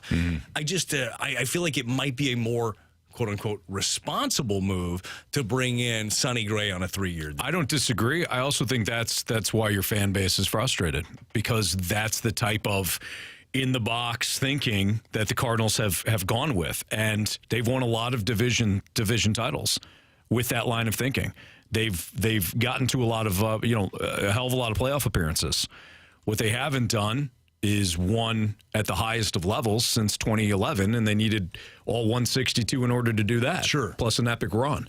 I think that what the Cardinals did with their draft approach under Randy Flores has been outstanding. They opted to not go for the high floor guy. The guy is almost guaranteed to make the big leagues, but not going to be an all-star. And they went for high school players with top end. I love that approach. Instead of, without throwing out a regular name, Reet Lasma. Yeah. Whoever. Yeah. You know what I mean? Where it's like, oh. Right. Yeah. Okay. Now, I don't know who you're referring to, but I was thinking more of a Pete Kozma. Oh. Interesting. Yeah. I wasn't. That's actually a very good comp. Slam dunk. He's got to get to the big leagues. Probably going to be a nice utility guy for you off the bench. And he still, if he goes to Washington, gets booed. Yes, because he came up with. Hey, if he doesn't drop that infield fly. Look, I'm not saying who knows what happens in Atlanta. I'm not saying I'm not appreciative of Pete Kozma or Leet Lasma, but Reet Lasma shops at Raider Bowes. He certainly does. And he eats at Hack Donald's, but I think that it's time for this organization to pivot more to the ceiling, like they have been with their drafts. No, and I understand the way you're thinking. My question is, do you believe that Yamamoto is that piece that takes you over the top, like over Sonny Gray? There it is. All of a sudden you're not getting bounced in the first round because you have that guy. I'm going to say something very irresponsible here. I'm going to say that I don't know. I can't predict the future, but I have to do it anyways because the decision comes down to what is this. Yeah. I have to believe that Yamamoto's ceiling at 25 years old, given those numbers, is going to be a lot higher than Sonny Gray. I would agree with You know that. what I mean? Here's the next thought on that. I better truly believe in some of the things that are coming through my minor league pipeline to invest that kind of money in the front end of my rotation and that many years. Because we just talked about how old this rotation is. It's going to hamstring you. Yeah. Dude, you better know that you're adding on his age 27, 28, 29, that guy is going to be able to have friends in this rotation that can help him out. Can I flip that on you too? Flip it on me, twist it, and reverse it. If you wow, if you go with Sonny Gray, you also better hope or know what's coming through your organization, because if you don't have an ace that you're the best way to get an ace is develop one. You better also hope if you get Sonny Gray. And your rotation is Gray and Michaelis and Matz and Lynn and Kyle Gibson, you better hope that your next ace is coming through this organization. Because if not, you're going to be in the exact same spot again next year and the year after. You don't want to be buying them year after year. Yeah. Brad Thompson, Andrew Marsh, Anthony Stalter, John Fauxzeliak has spoken as well. Ooh, what'd he say? Well, he's got thoughts on the pitcher from Japan. Really? I don't know which one. No, he was playing somewhere else. I don't know. That's next. You'll hear from him here in the Fast Line on 101 ESPN.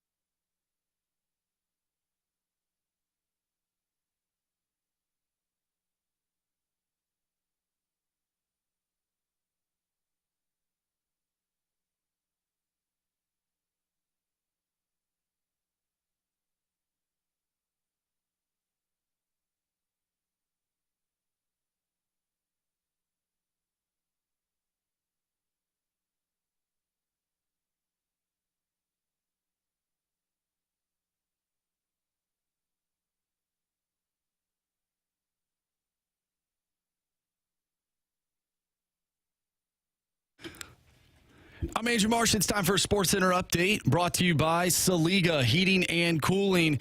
The big news of the day is Kyle Gibson is the newest Cardinal. He signed a 1-year, $12 million deal with the Cards. That also included a team option. We had the KMOV Facebook Live press conference earlier today from John Fauxzeliak. If you missed that, make sure you go to 101ESPN.com or check out the free 101 mobile app. He talked about the signings of Gibson and Lance Lynn, along with how the rest of the 2023 offseason will go heading into the 2024 season. The Blues will take on the Coyotes tomorrow night. Pregame starts at 7. Puck drop is at 8. You can catch all the action right here on 101 ESPN. We'll continue taking your mic drops and text to the Air Comfort Service text line 314-399-9646. I'm Andrew Marsh, and the Sports Center update is brought to you by Saliga Heating and Cooling, independent American Standard heating and air conditioning dealer.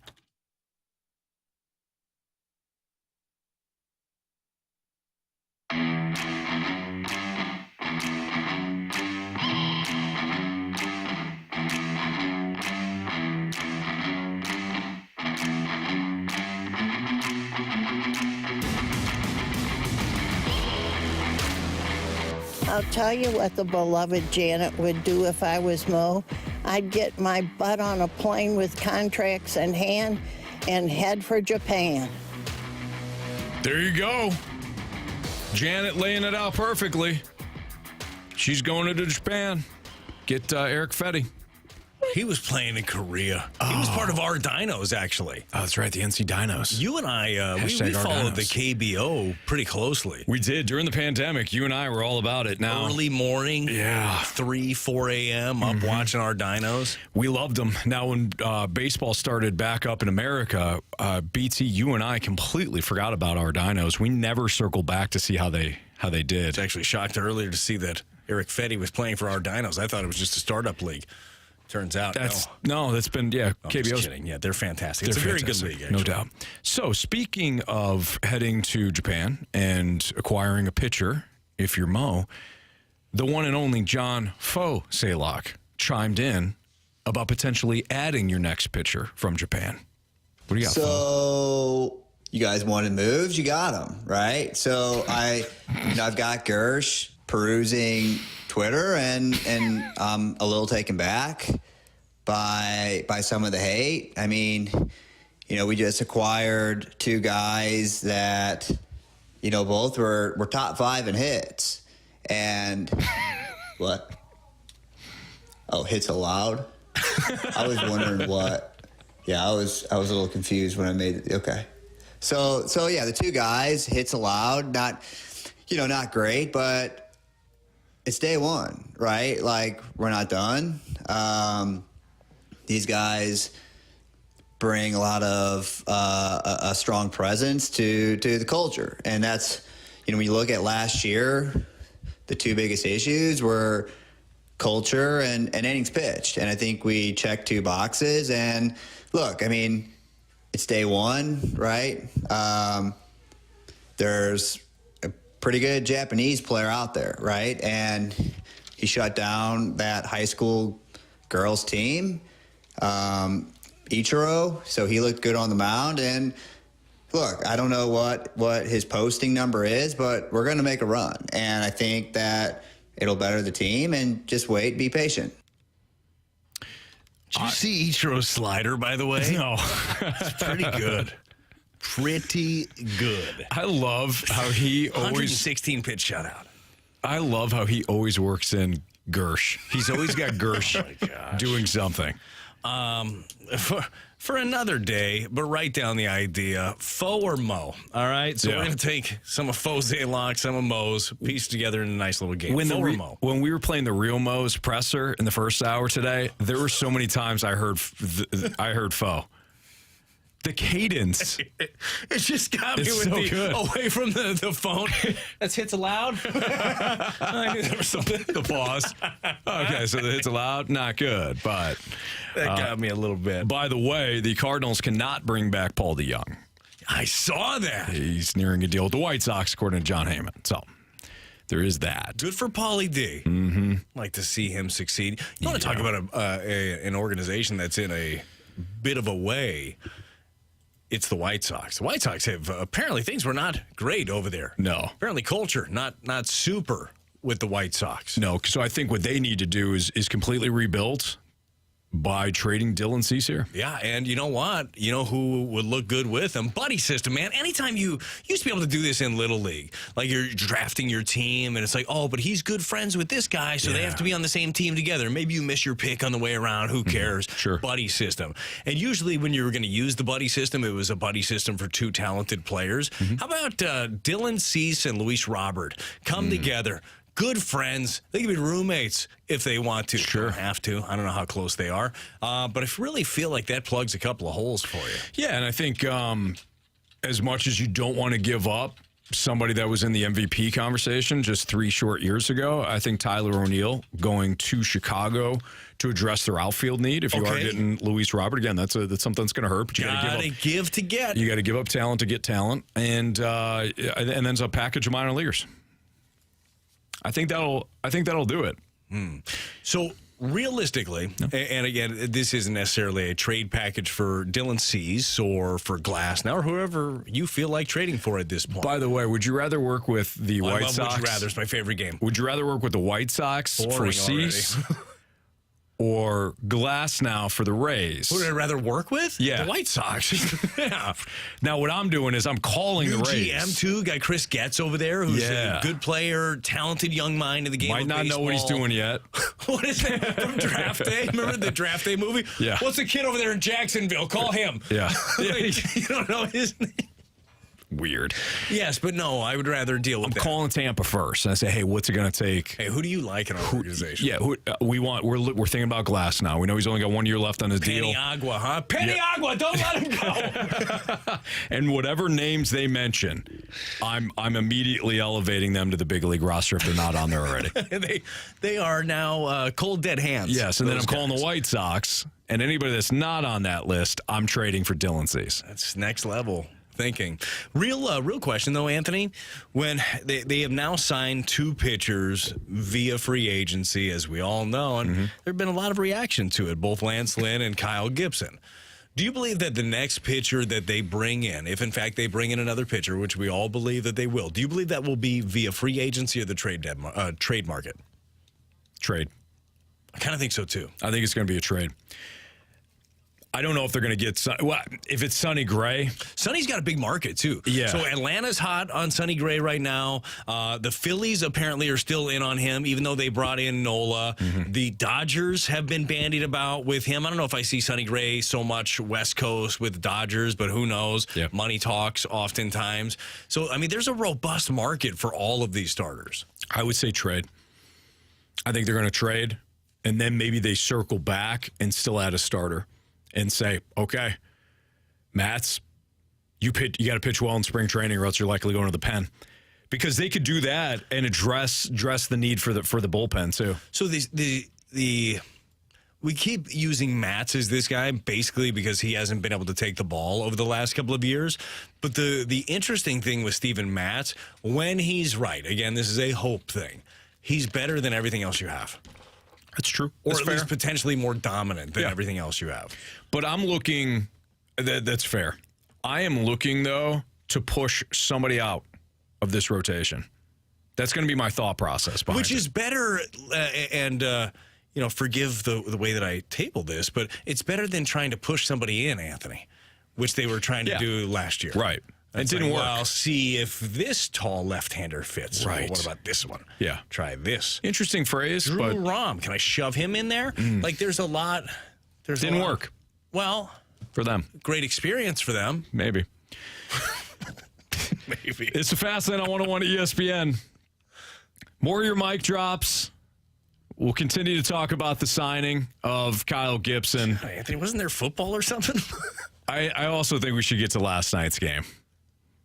The Chiefs, the Eagles.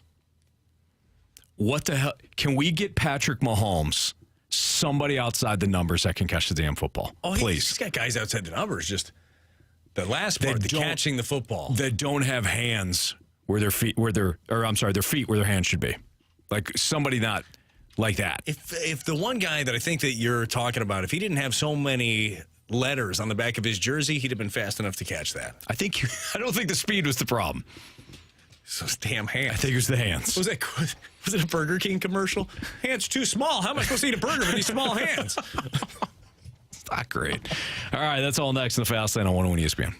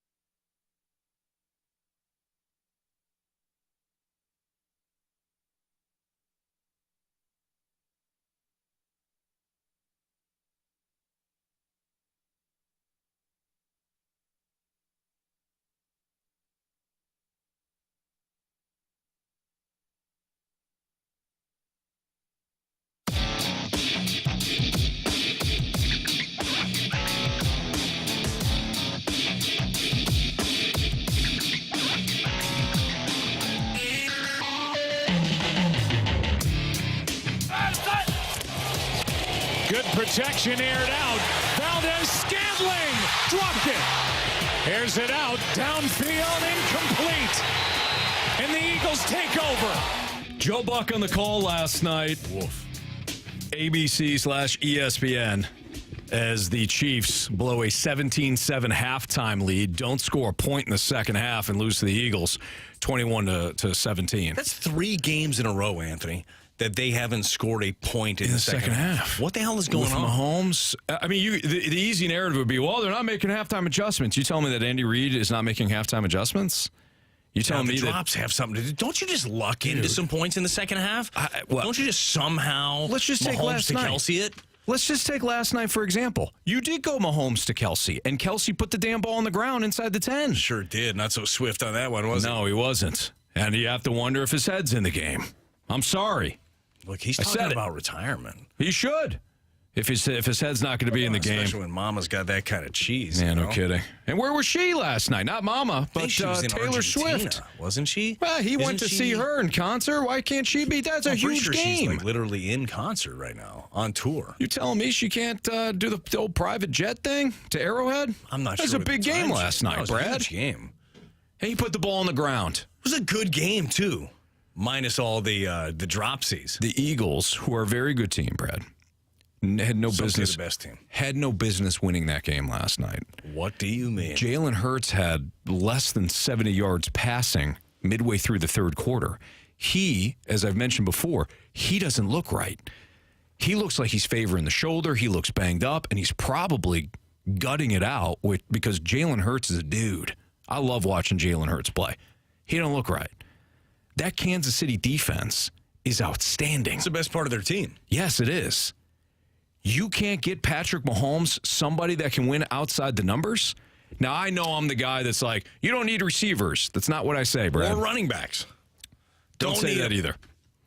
What I have said is... Show me that D. That's all you care about is defense. And offensive line and quarterback, of course. Well, a few things.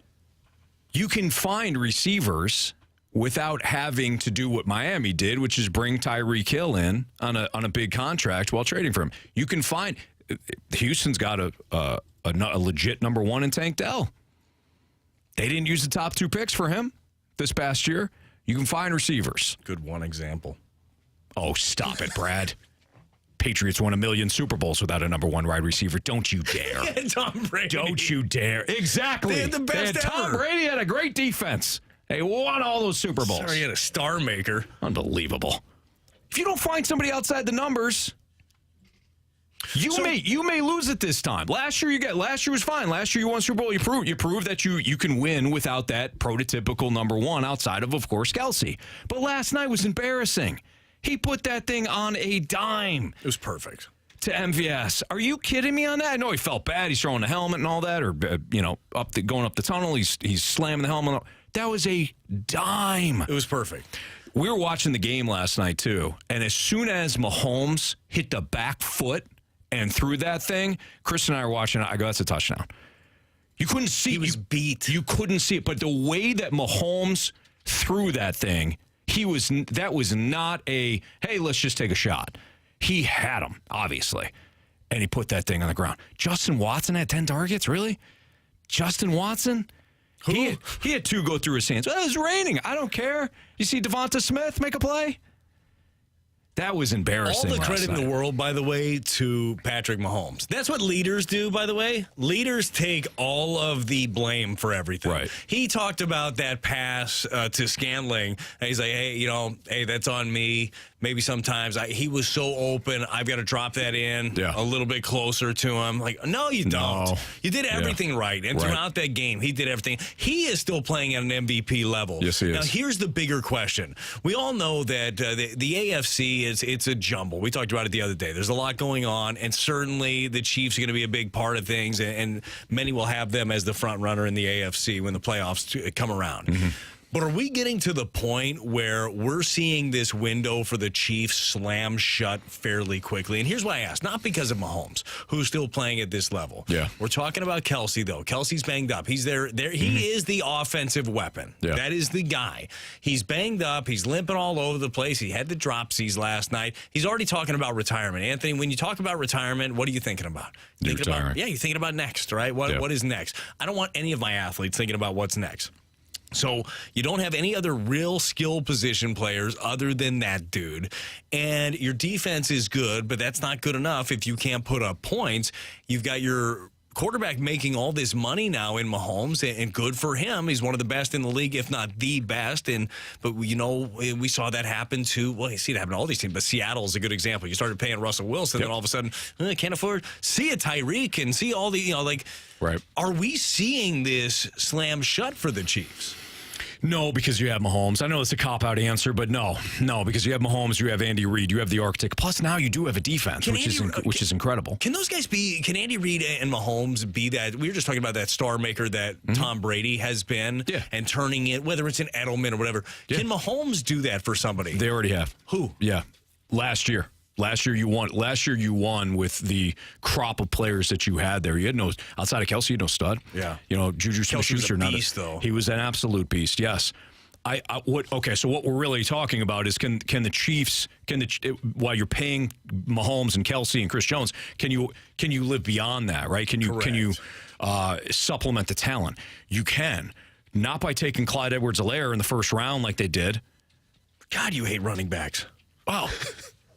They found Isaiah Pacheco in the 7th. This is my point. Actually solid. And he is 10 times the back. Did you see Clyde Edwards-Helaire yesterday? Wall. Clyde Edwards-Helaire had a decent run yesterday. It took about 14 minutes. Oh, he's bouncing off everything. Pacheco looks like he is a stud back. What they need to do is operate from the draft standpoint. I think they can now. They've got the defense. You're never set, but you got the defense in place, right? Yeah. They could stand to add another pass rusher, certainly. But you need to find a stud outside the numbers now. And you can find him in the back of the first. You can find him in the second. You can find him in the third. But you can't try to. You know what I think they tried to do? They tried to replicate Tyreek Hill. That's what they tried to do. You tried to replicate Tyreek Hill. There's only one Tyreek Hill. Sky Moore's not Tyreek Hill. Kadarius Toney's not Tyreek Hill. Yeah. Stop doing that. Find somebody that's a big target outside the numbers. Either trade for one or get him in the draft. And then you've got your line, you've got your defense, you got your quarterback. You're fine. So no, I don't think the window is closed. Do you? Even when you ask that, do you believe that? I really feel like we're seeing it. You stop.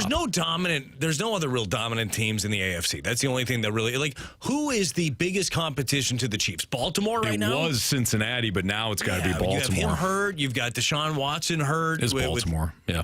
So right now they're still okay. Mm-hmm. But if somebody ends up, some of these teams emerge like they should, we're seeing a lot of parity in the NFL right now. We talked about that on Friday. Yep. So yeah, they're still fine. I just wonder, they were at a point where they were dominant. Like they stepped on the field, you knew they were going to beat the brakes off of everybody. You don't have that feeling right now. At all. Not even close. No, it's a good point. All right, it's a gauntlet coming up next. We got round 2, right, Marsh? Yes, sir. 6 people made it. 6 champions out of the 10? 6 people. 6 out of the 10 champions advanced to the second round. So we've got our second round of the Gauntlet Playoffs starting next on 101 ESPN.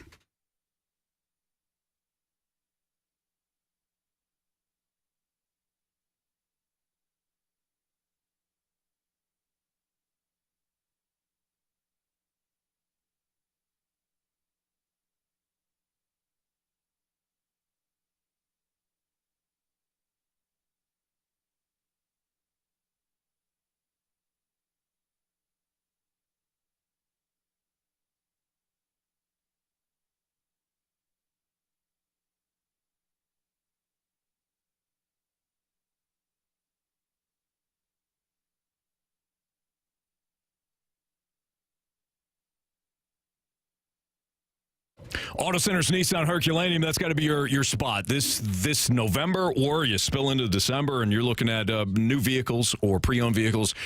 That's the number one spot, man. They've got over 700 vehicles on the lot, ready to go. You can check them out at AutoCentersNissan.com. First, see what they have, peruse their new vehicles. Also, check out their pre-owned cars and trucks and vans and SUVs, whatever you're looking for. They've got them at Auto Centers Nissan Herculaneum. And then you could go out, and it's one spot. It's one dealership out in Herculaneum, and you can test drive the cars that you're looking at. You can make sure that you got a good feel for it. But the sales department is fantastic out there. We work with Jerry all the time. Jerry's great, but all of their salespeople are outstanding.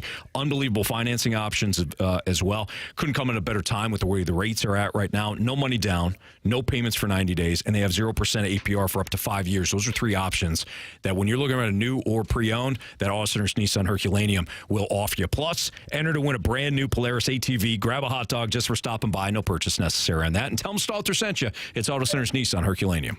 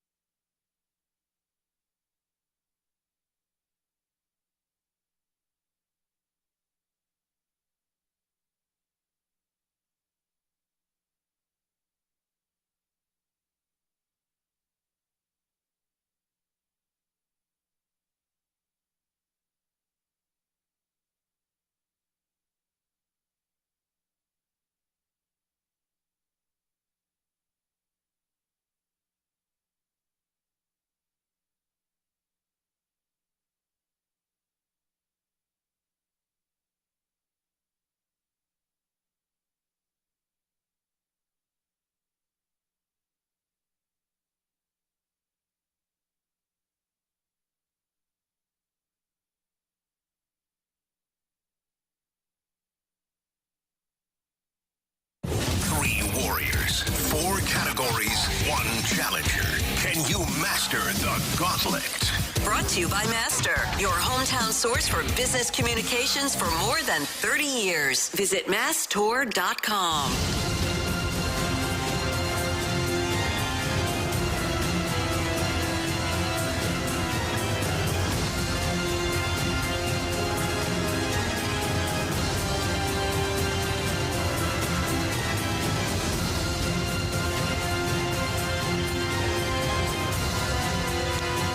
Time for the Gauntlet in the Fast Lane, where it's 4:02. Your time check is brought to you by Clarkson Jewelers, an officially licensed Rolex jeweler. And it is time now for the Gauntlet Playoffs to head to round 2. So Cody is back with us. He defeated Jamie in round 1. What's up, Cody? What's going on, guys? Not much. Okay, so Cody, since you chose Jamie, you got to stick with your opponent now. No, he chose football. Oh, he chose football. Yeah, the wheel spun Jamie. Son of a gun. Okay. So now you get to choose your next category, but it can't be football, and then the wheel will choose your opponent. So what category would you like today? We'll go with baseball. Baseball. All right, baseball is the category today. Tell Marsh to spin that wheel, and we'll find out if you're playing Marsh or me today. All right, Marsh, spin that wheel. All right, here we go. Brad, what are you thinking? I think it's Marsh. Marshy. I think so, too. It often does. Favored him.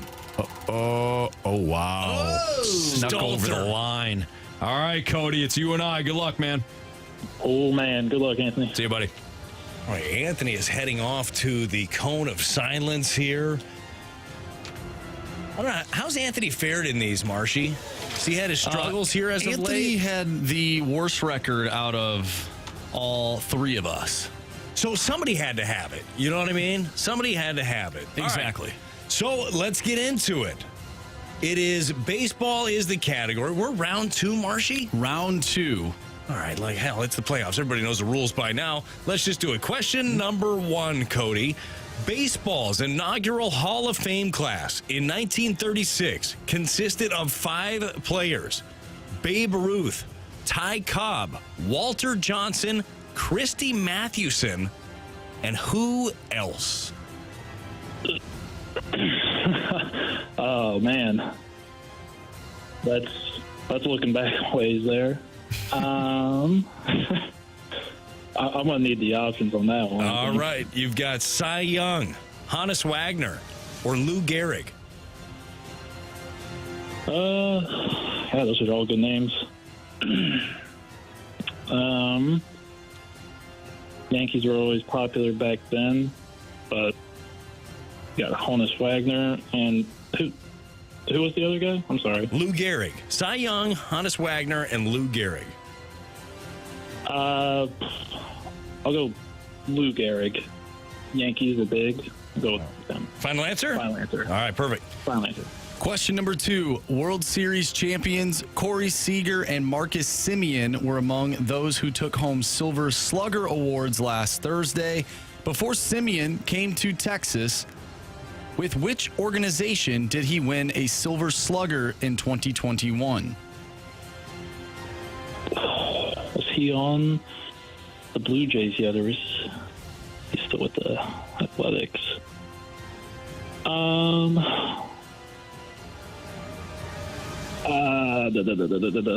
gonna say the Toronto Blue Jays. Final answer. All right, Cody, question number 3. Who hit a walk-off home run to win the very first Field of Dreams game in 2021? Tim Anderson. Final answer. And question number 4. Former Cardinal great Curt Flood captured 7 Gold Gloves playing which position? I do not know that name, so I'm going to need the options there. Options are right field, second base, center field.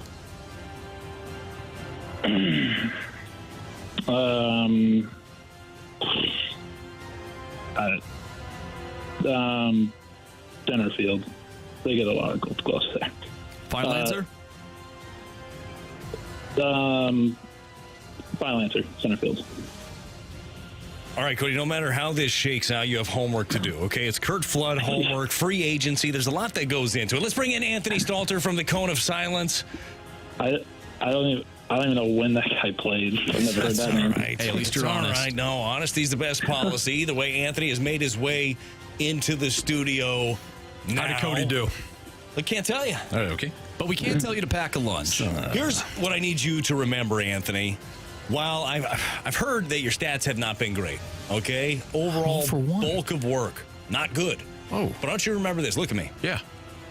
Right now, when you're taking the gauntlet, I'm the number 1. you're the number 1. Yes. You're the ace. I heard that somewhere today. You are the ace today. Okay, now I feel it. So expectations from our listeners. For you, Yeah. low. But for you, should be high. Believe in yourself. I'm receiving mixed messages, but I'll just choose to hear the positive ones. Yes, you're going to be great. Okay, thank in you. your head. Here we go.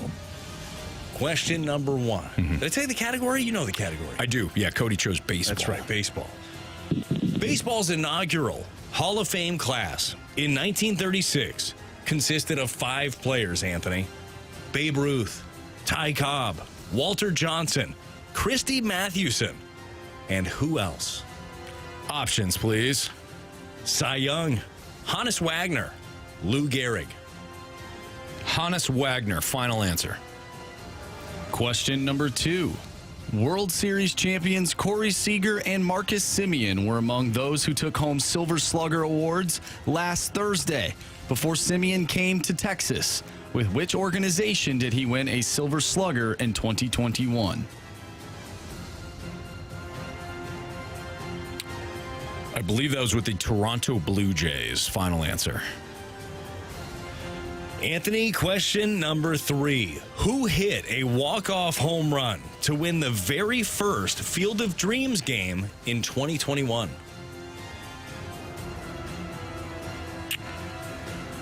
That was Yankees and White Sox, and it was an absolute thrilling game. And I believe the White Sox were the team to do it.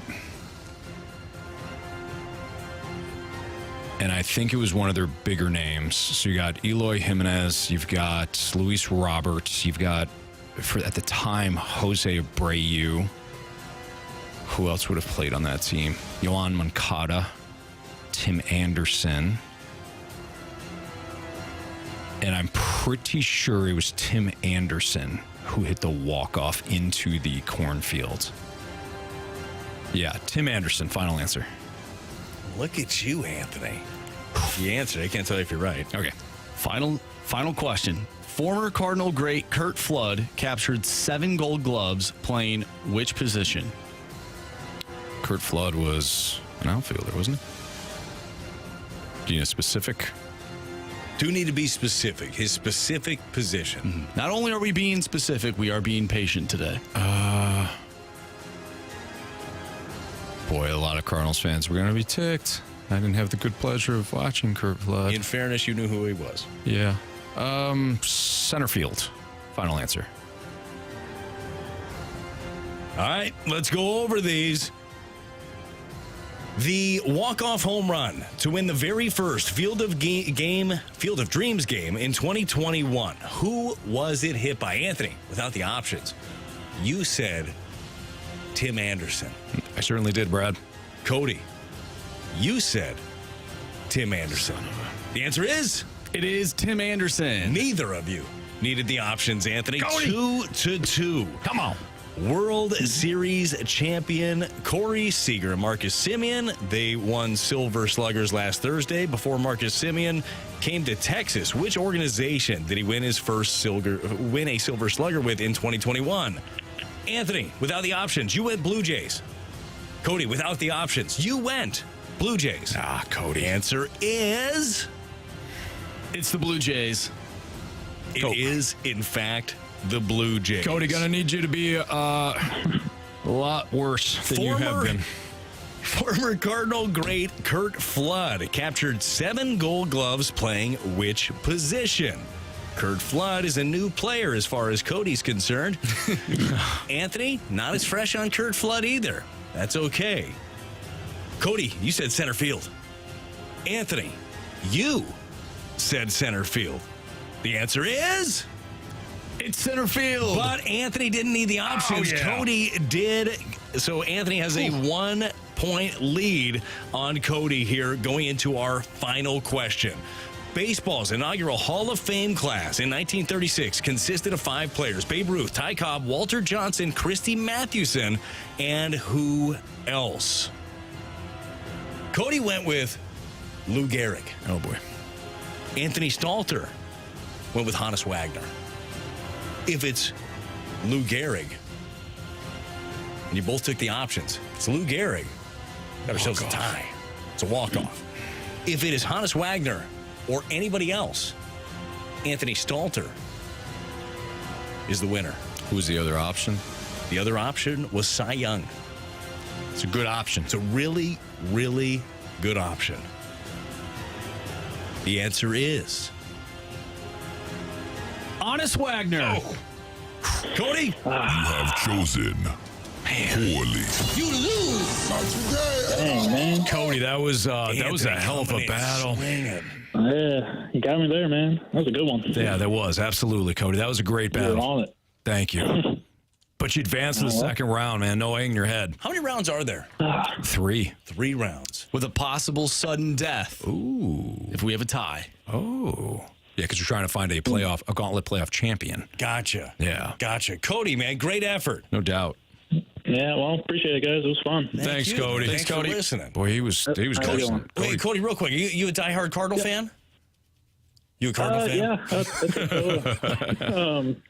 What do you think about the moves? Maybe not as bad as I thought. Huh? What do you think about the moves? I'm not a big hockey guy. All right, fair enough. Unfortunately, I mean, they're all right. All right. Not the Blues, the moves. The moves that the Cardinals made. Oh, the moves? Yeah, I don't speak well. Disappointed. He said he's extremely excited. I think he broke up a little bit. Oh, Brad, I think you said it's disappointing. Okay. Do you feel like this is it for the off season? I hope not. But knowing Mo, I think that might be his big splash was Kyle Gibson. Oh, man. Damn it. They created it. Well, Cody, you fought hard. You gave us some perspective today. Well, we thank you for it. Good Well, appreciate it, guys. All right, man. We'll see you. That was Cody. Yeah. Threw me off initially. I don't watch the Blues that much. Me neither. The moves. I could see where he thought you said Blues. I could see it too. Yeah. Plus, in fairness to Cody, he was coming off a hard fought loss. Yeah, you got him with the old Hannes Wagner. I felt pretty good that it wasn't Lou Gehrig because Lou Gehrig was much later. I would have picked one of the other two. Yeah, when I heard Cy Young, I'm like, oh, it's definitely Cy Young. Then when you threw out Hannes Wagner, I'm like, hey, that guy's got to be in there. That guy's old. Yeah, no, definitely. I guess still old. Still at old. This point. Yeah, but he's not with us. All right, it's a fast line. Dutchman. Yes, that's right. It's a fast line on 101 ESPN. So now we have 5. We're down to 5 contestants. Another round 2 performance tomorrow here in the fast lane. We'll go back to the Kyle Gibson, Lance Lynn, John Fauxzeliak presser. Those other 2 guys weren't there, but Mo talked about those 2 guys. And more of your mic drops next in the fast lane on 101 ESPN.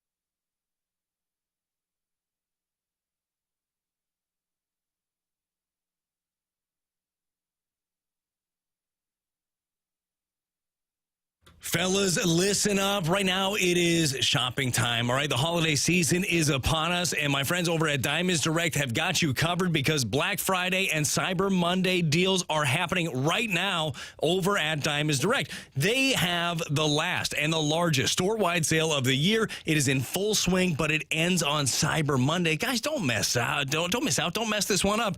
You always tell yourself you're going to shop early for the holidays. You're going to get that perfect gift. You're going to listen throughout the year about things that she might like. Well, they are all on sale. You can get in there now and save an extra 20% off of virtually everything. And that's in addition to their already unbeatable price. If you've been into Diamonds Direct before, you know the place is outstanding. It is like shopping 30 different jewelry stores all at once. The prices are outstanding. And then you take another 20% off of that. Are you kidding me? Rings, earrings, bands, bracelets, thousands of new and one-of-a-kind designer pieces have all been added for this. You need to get in to this year's best price. They have special financing. They've got it all over at Diamonds Direct. An extra 20% off, but it ends on Monday, November 27th. Get in there. Get all the details at diamondsdirect.com. At Olive & 270 at City Place is Diamonds Direct.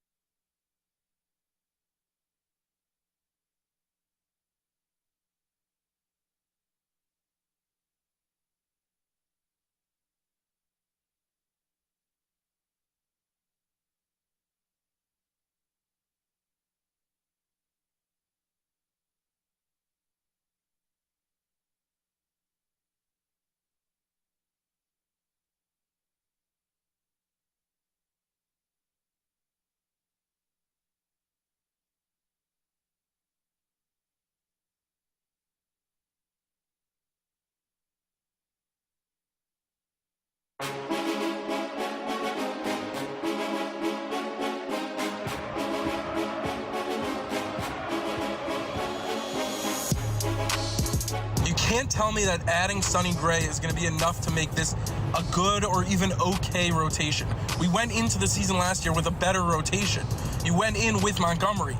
Now you added Lynn and you added Gibson, but neither of those guys are equivalent to Montgomery. Neither of those guys are even equivalent to Flaherty. Yes, they'll eat up the innings, but you need to go out and get a number one guy. You need to go get an ace. If you want to get Sonny Gray as a number 2, then yeah, we'll be going into the season with a great rotation, but you got to go out and get a number 1 guy. I feel like Sam's yelling at us. I've been saying the same thing. Sonny Gray would be my Gary. You still need the ace. You have been talking out of both sides of your mouth all day long. I have not. I've been very clear about this. I also said if it's Sonny Gray is your number 1, then it's not going to be good enough. You're not going to win anything. I don't think they're going to. And yet Sam's just yelling at us. Do you believe it? And I think that Mo addressed this as he was talking to the assembled media today. Do you really think that they would add 2 more starters to this mix? Because I think that he was asked that question, and he said something, I'm paraphrasing at this point. Maybe we'll go back and find the audio. When I say we, I mean Marshy. Yes, at some point later. I got what you meant. Don't do it now, Marshy. You're fine. But he said something to the effect of, like, where we're at right now, I see potentially 3 based on how things are looking. But so you have 2 already. I don't know if I see them adding 2 more pieces. And I understand the frustration that the 2 names that you added were not like the big names that you were hoping for. And I also totally understand the wanting that big 1-2 punch. Because look, as much as if you squint, Anthony, and you squint really hard, who do you see out of the group here of the 4 that you have emerging as a 2? Nobody. I said squint, Anthony. You're looking at me with your eyes. Just squint. Get in there. I answered your question. Yeah, but you answered too quick. You didn't squint. You didn't go, ooh, if I look really hard, I see. Every other month, Miles Michaelis. Okay. That's what he was last year. Without swing and miss, too. And that ends up being something. I know it's not the be-all, end-all. Right. You don't have one. But, yeah, it's... And I also understand... Steven Matz for a month? It could be. Like, honestly, he's the if you squint really hard guy for me. But that's not, like, if you're dreaming that he is a prototypical 2, like, that's putting a whole lot of eggs in the dream basket. No, it's not good. That's not going to work. So Mo did talk about the concept of getting a 1 or a 2. This is what he had to say about it. Look, I think on any given day, that's your 1. You're the ace, Anthony. I think that's the thing you have to realize about baseball. You play every day. So to go out and just sign 1 elite pitcher and then do nothing else, that's not going to solve our problems. Our problems need an elite guy, though. Getting deeper into games. And both these 2 gentlemen pitched a lot of innings last year. One did it on a very competitive team. One got traded to a very competitive club. And they both bring not only experience, but the ability to do that. And that's important. As I said, this is not the finish line. This is just a day. I'm not going to predict what's going to happen over the next month or 2 months, but we know our work isn't finished. So what do you take away from that, Anthony? I think that Mo wanted to get across a couple of things today. So maybe not just in that clip that you heard, but if you heard the entire press conference like we did, and if you didn't, you can download the podcast available after the show at 101ESPN.com, your 101 ESPN mobile app, brought to you by Dobbs Tire and Auto Centers. But if you listen to the entirety of the press conference, I think he wanted to get out three messages. 1, we signed Lance Lynn and Kyle Gibson because they wanted to be here in the 8 innings. 2, we're not finished yet, because he had mentioned that he mentioned that multiple times. It's just a day. We're not done yet. And 3, I think he wanted to illustrate that he hears the media and the fans being upset and disappointed. It was kind of evident. He said he's not sleeping. I mean, yeah, a lot of sleepless nights too, Anthony. Sure, that's because you're fine. I got problems. But Have you ever, and this was it was really a culmination, right? It was the welcoming, obviously, of Lance Lynn back into the organization.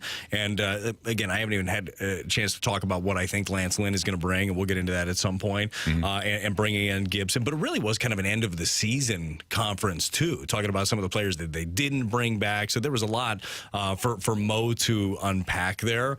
But the one thing, and I still think it rings true, is that he said one elite starter won't solve our problem. Still believe that to be true with the two guys that he brought in. Now, they have depth, which they didn't have before. There is not the, hey, I hope Libby takes that next step. And by the way, I hope Libby takes that next step. Hey, I hope Thompson does it. Hope Thompson does it. But, you don't have to, need them going into the season, whoever the next guy ends up being, whether it's Tekoa Roby or a huge step forward for Tin Cans, whatever.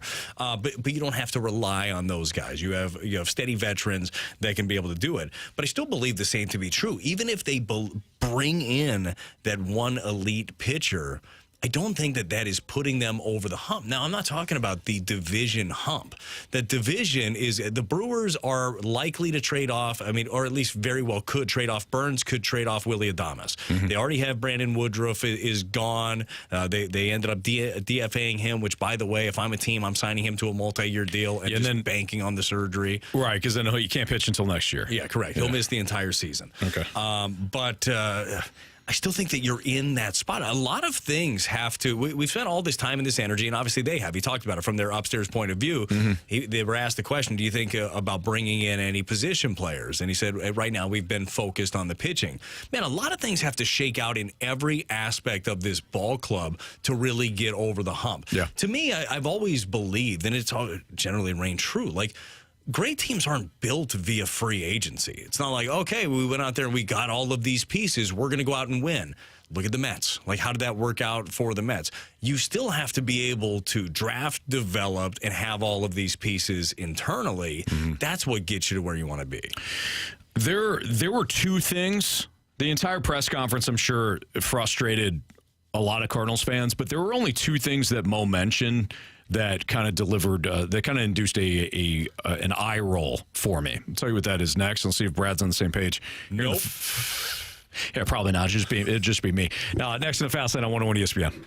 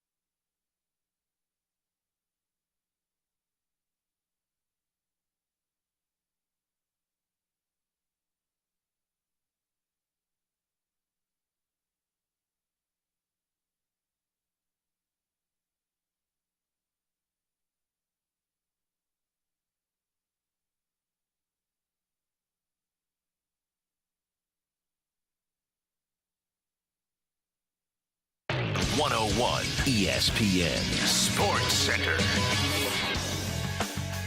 I'm Major Marsh. It's time for a Sports Center update driven by Johnny Londoff Chevrolet and Johnny Londoff Autoplex. The Cardinals signed Kyle Gibson today to a one-year, $12 million deal. It has a team option. We've been talking about the signing all day long. If you've missed anything from today's show, make sure you go to 101ESPN.com or check out the free 101 mobile app. It's all brought to you by Dobbs Tire and Auto Centers. John Fauxzeliak talked to the media earlier today. We did carry that. So once again, you can catch that on the podcast. The Blues will take on the Coyotes tomorrow. Pregame for that one starts at 7. Puck drop is at 8. And you can catch all the action right here on 101 ESPN. More of your mic drops and texts coming your way next right here in the Fast Lane. I'm Andrew Marsh, and the Sports Center update is driven by Johnny Londoff. Find new roads and shop 24/7 at londoff.com and londoffautoplex.com. Are you kidding me?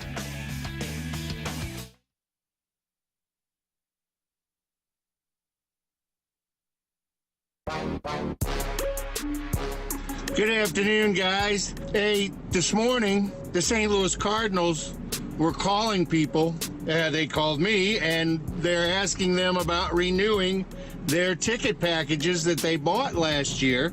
And we bought a total of 18 sets of tickets last year with different packages and games. They called anyway asking, and I was on the road, and I told them, hey, you know what? Can you call me back tomorrow? I don't have time to talk right now. I'm busy doing some business. And they said, sure. And I got home, and I saw that we'd gone out on a limb and signed Kyle Gibson also. So I gave the Cardinals back a call and told them to send Johnny Moe a message, and he wanted me to invest any of my money. He needed to invest some of the Cardinals' money on something more than Lance Lynn and Kyle Gibson. Have a great day. Brad, I kind of feel for the people that have to. I was just thinking the same thing. Have you ever had a job like that where you had to make like cold calls? Yes. And have you really? Yes. What was the job? It was a gym. It wasn't a cold call. Well, I guess it was. Were you calling about like memberships that expired? That expired. Trying to get people back? Yes, that's exactly what it was.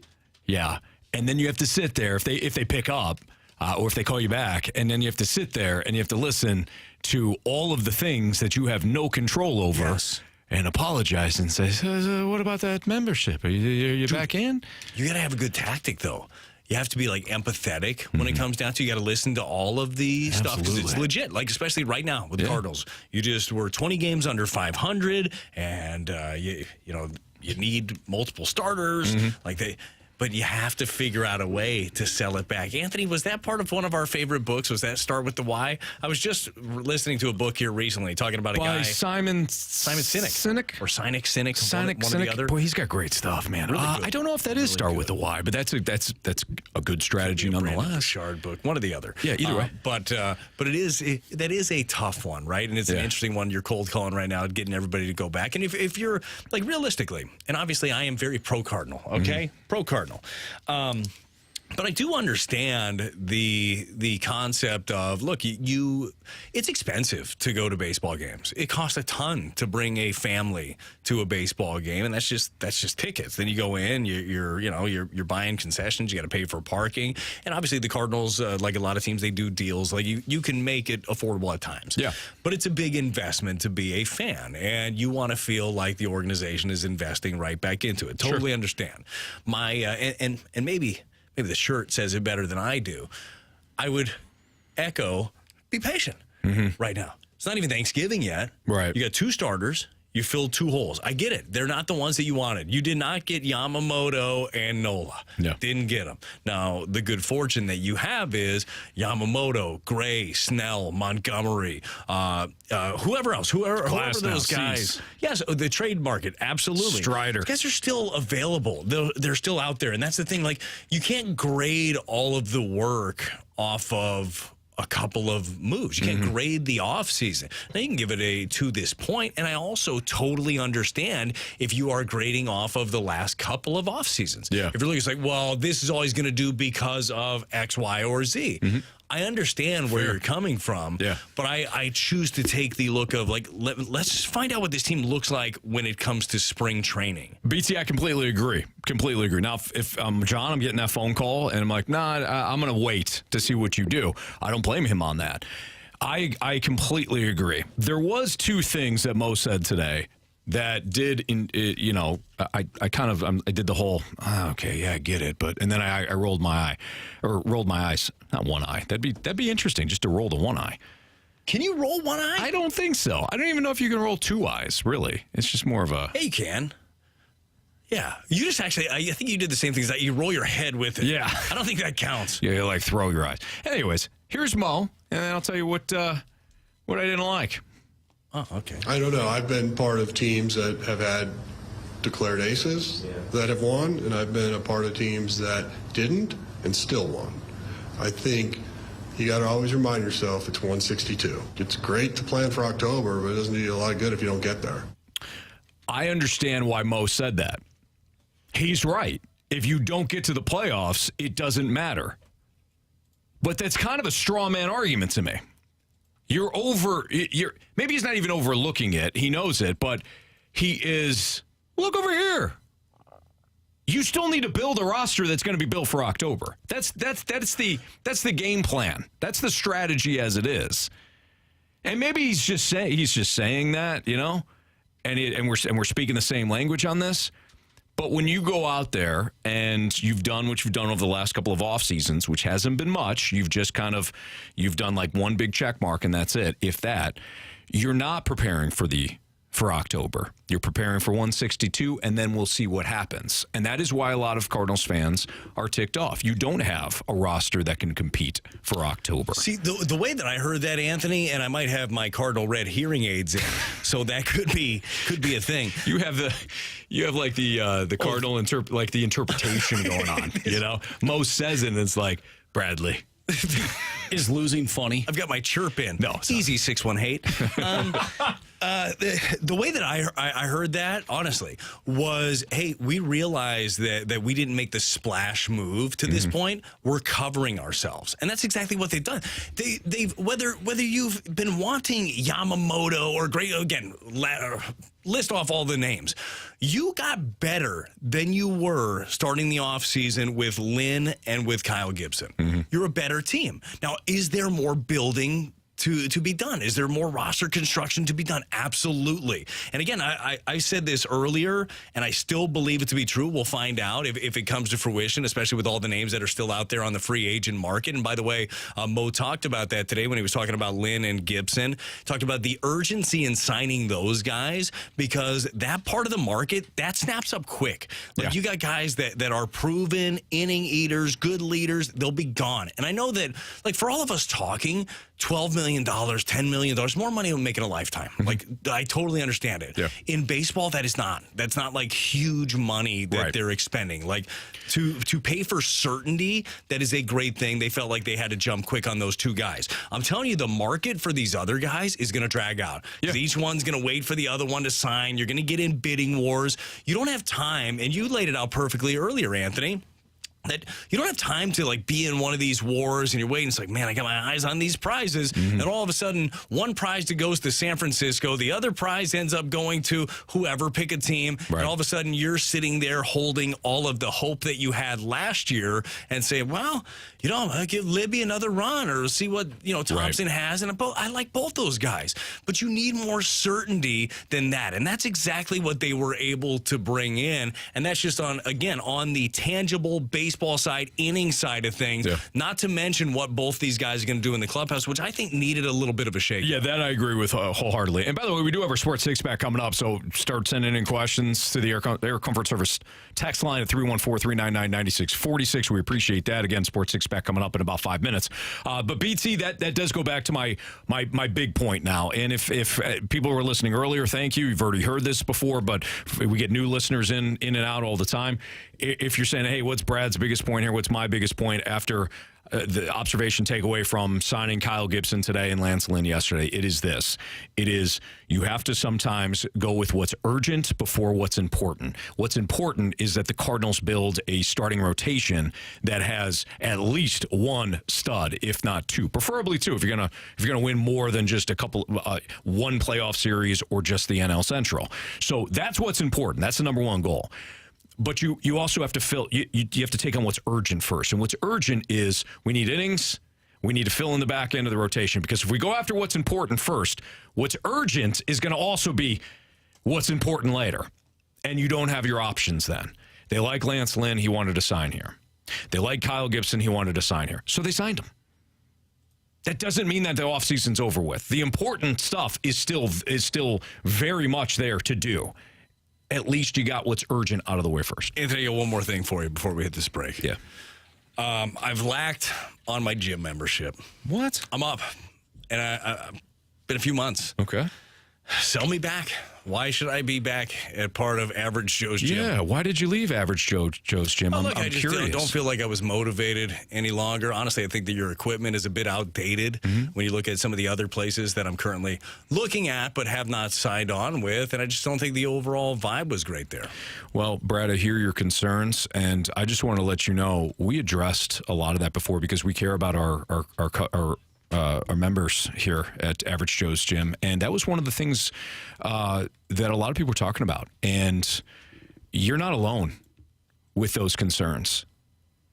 We upgraded our equipment recently, and I know that you could go to other places, Brad. Sure can. But you came here for a reason to Average Joe's Gym, because at one point you felt great about yourself. You felt great about your direction in life and where you were going, and of course about your health and fitness needs. And we still care. Why don't we jump back on that journey together at Average Joe's Gym? I have been wanting to work out. Yeah. Shut up and take my money. Good job. Sports Six back next on 101 ESPN.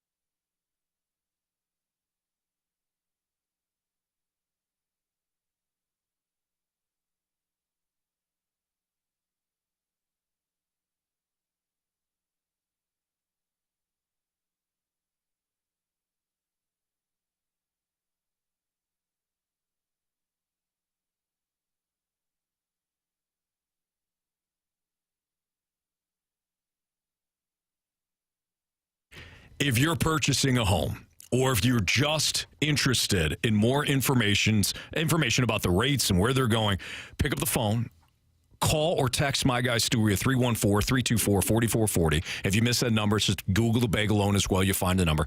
Because Stewie is in business for two reasons: support his family and to support your family. And he wants to help people out.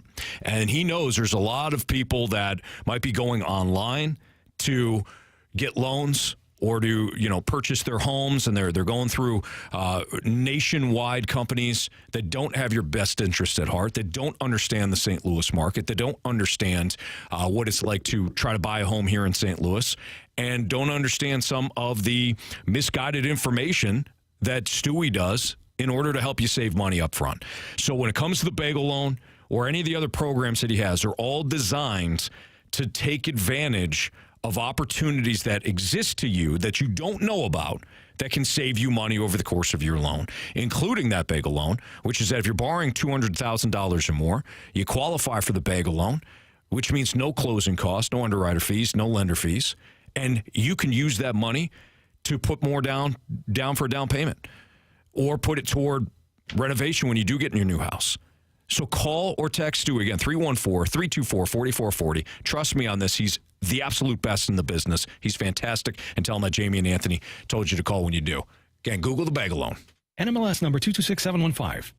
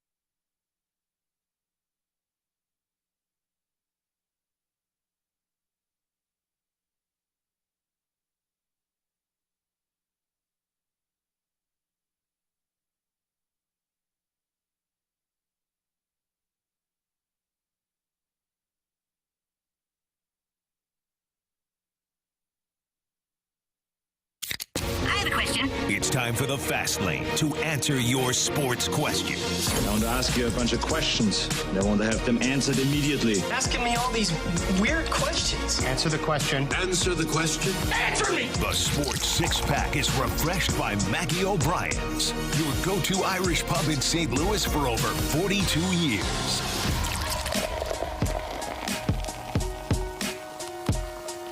With Brad Thompson, I'm Anthony Stalter. It's a Fast Lane on 101 at ESPN. And here is Andrew Marsh with your questions for the Sports Six-Pack via the Air Comfort Service text line at 314-399-9646.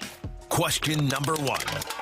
All right, gentlemen from the 314. If you wrote a book and each chapter was a major screw-up in St. Louis sports, how many chapters would it have, and what would they be titled? I mean, geez. Oh, man.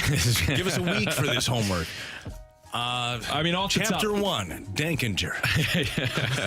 off the top of our heads. So is Denkinger a screw? Like that's a screw up? But I was thinking more along the lines of like not bringing back Alex Petrangelo. Chapter 2, Max Scherzer. Yeah, I mean, Chapter 1 is probably. I shouldn't say that. One of the chapters has to be the Randy Rose Arena trade. Another chapter has got to be trading away Sandy Alcantara and Zach Gallen in the same draft or same deal. It hurts now. It hurts now. Look, I get it. I get it. I feel like it's the same chapter. It might be the same chapter. Just Mo trades. Yeah. Nobody wants to talk about bringing in Arenado and no, we don't. Goldschmidt. Just talk about the bad things. That's okay? fine. Whatever. We're short-sighted. Fourth down or fifth down. Fifth down. Oh yeah. Fifth down is one. Yeah, I don't know the answer to this, but probably a lot. Just like any city's going to have a lot of different. The guidelines that the Rams agreed to, the city of St. Louis agreed to for the Rams relocation. That's a good one. That's a good one, too. We got a text here from the 314. Says Steve Carlton. Good call on that. Imagine how many more championships you'd have if you had Carlton also. Well, yeah. get into a little dispute over, I believe it was $5,000. And I'm like, no, we're not paying it. Okay. Okay. I mean, you could in that same chapter, you could talk about Luis Robert. It's a lot of money to give to a guy you haven't seen. Yeah. Which is true, but, he's pretty good. Really good. He might be available now, so. We worked a pretty good deal to get Dylan Cease and Luis Robert. Thought we did earlier. Would he fit in well with Yes. this team, even though he doesn't run out ground balls and doesn't want to catch fly That's the balls? Cardinal way. That's He'll why you fix signed that. Lance Lynn. Because that worked so well. I'm just saying Lance Lynn would get in his grill. No, well, he didn't do it last year. Or did he? We don't know. Oh, that's true. They played together. Yeah, son of a. For part of the time. Yeah, for only part of the time. And they were already going downhill. That They club was lost all toxic, things. yeah. I will say, and I know you guys already talked about this, but in regards to Lance Lynn specifically, he is, and I mean this in the best possible way, he is a blanker. Like he will take no ish from anybody. He will hold. You want to talk about like holding people accountable? That's it. I think the room last year was lacking that. Not that they lacked like leadership of like, follow me, I do it this way. Like they've got those guys. Yeah. They don't have the guy that might just grab you and say, I will murder you if you do that again. Right. And I believe Lance to be one of those guys, and I think I believe him. Yeah. When he's saying that. Like he'll stab you. need a guy like that. So does he do that with just the pitching staff, or does No, I he think hold that the he can entire clubhouse accountable? I think that he would, at the very least, really attempt to hold everybody accountable. I think he could do it. Like, he's been playing this league a long time. Right. He's got cachet. Well, I feel like And he also does not care. That is a beautiful. He'll pop off to whoever he wants, and if he's in the right, how are you gonna? That's my thing with like getting called out by somebody. Yeah. If like that person is right, how can you be mad about it? Right. It's not like If you're you can just popping off to pop off. If you get, and I've had to learn this, and it's still a work in progress, Brad and Marshy. But Bite your tongue. If I feel like if I'm getting defensive about something, it's that somebody's saying, then you're the problem. In the back of my head, it needs to be, hey, you're probably ticked off because what they're telling you is right. So, oh my, I hate that voice. I hate that voice. I Is hate right. that. Got to set ego and pride aside, Brad. I find myself a lot of time in a conversation where I'm like, I got something to say right here. Yeah. I better not say it. If I say, this isn't going to go, oof, I want to win. I'm going to say it. Nuclear. God, this couch is comfortable. That's not good. I shouldn't have said that. Question number 2. All right, enough Cardinal talk. Somebody talk about Mizzou from the 636. Assuming Mizzou takes care of business this Friday, how much consideration should Coach Drink get for National Coach of the Year? I think he should get a lot of consideration based on where Mizzou was ranked coming into the year, which was not ranked. The other options would be Kirby Smart again. I think you would at least have to consider the job that Washington head coach Rivera. No, definitely not. No, definitely not him. He's doing great. Kalen DeBoer has done at Washington. Jim Harbaugh, despite all of the I don't think he's going to win, Anthony. Everybody against him. And Michigan. They're America's team. Did you hear that a couple of weeks ago? I'm talking about that. That's what I'm referencing. Yep. But no, I mean, Drink. You think about where Mizzou was at the start and the expectations and all that, and where they're likely to finish. Yeah, I think that Eli Drinkowitz should absolutely receive a lot of praise for that, or at least consideration, I should say. Question 3, please. Question number 3. You guys were. Yeah, like Danny Mac. Number 3, please. Question 3, please. That'll be fine. You guys were talking about Average Joe's Gym, trying to sell, or who was doing the selling? Anthony was trying to get me to get my membership. Yes, absolutely. Yeah. Big question here, though, from the 314: does Average Joe's Gym have a free zoo? We're working on it. How's the steam There's room? a lot of steam room's great. A lot of steam. A lot of red tape when it comes to the free zoo, but again, we're working on it. We know it's something that the members would really enjoy. Yeah, you need to clean up that steam room area. Why? Flopping around in there. Everybody way too comfortable. Yeah, we encourage our members to towel Here we up. are at Average Joe's, where everyone also mops when they walk. Should have used a towel. You're a towel. Anybody want a towel? Question number 4. What a dumb character, but so funny. I mean, seriously, what a dumb character Towley is, but again, just so funny. Is that the same guy that voices Herbert from? I don't think Family so. Guy. Pull a creamy hamstring. I don't think so. Yeah, It kind of sounds very similar. it does. Yeah. Come on, Jeff. You're a towel. I never. man. So I love Family Guy. Yeah. I never got into South Park. Oh, really? Yeah, I don't know how. I feel like it would be right up my alley. I was more never got into it. I was more South Park. But it took me a while. I didn't get into South Park and I don't watch it now. But I didn't get into it until like season 3 or so. Oh, you're too adult now? You're too grown up? Yeah. I don't watch it now. No, well, I'm just I'm too Family adult. Guy's on. I watch it every time. I'm too adult now because I just don't have time. But I dressed up What do you do as. at night? Don't you? Do you watch or watch TV in bed? Sometimes. Yeah. I know they say it's like the worst thing for your sleep. Yeah. I have Really? horrible sleep. I But I fall mean, it's asleep so watching comfy. TV every night. Yeah, I never do that. I flip it off, but the TV set. Inflation. That wasn't a good episode. I dressed up as Randy Marsh for Halloween one year. Did you? Yeah, I had the the Liberty Bells. The episode where his Liberty Bells are a little bit big. Did you walk around with the barrel? I did. wheelbarrow? I needed to find one. I couldn't find one. But and where pretty I good. was going to for Halloween, like I couldn't Not just walk appropriate. around the bar with a wheelbarrow. That makes sense. But I did have the enlarged Liberty Bells. Nice. Just bouncing around. That's really funny. Randy is hands down my favorite character. Oh, on easy. South Park. It's not even close. Oh, I'm sorry. I thought this was America. Good stuff. Question number 4. Real quick, by the way, on the Coach of the Year, we got a text in that mentioned Barry Odom. How about UNLV being 9-2 right now? Seriously. 9-2. Yeah. I'm sorry, but nobody had the Rebels doing anything. UNLV, I mean, Brad, you know, UNLV football-wise has nobody cared about UNLV never football. done anything ever. sucked. Ever. You want to talk about the basketball team, early 90s, late They were 80s? fun. Sure. The football team at UNLV, no chance. Yeah, they went on the road last week and beat Air Force. Unreal. Good call. Aguado. You just brought up Mizzou again. This is from the 314. Which team is more likely to win a national championship first? Win a national championship first, Mizzou football or Mizzou basketball? I'll say Trent's got a good basketball. play. I was thinking basketball too. It just seems like an easier path. Yeah, which is crazy because it's the tournament's stuff. tough.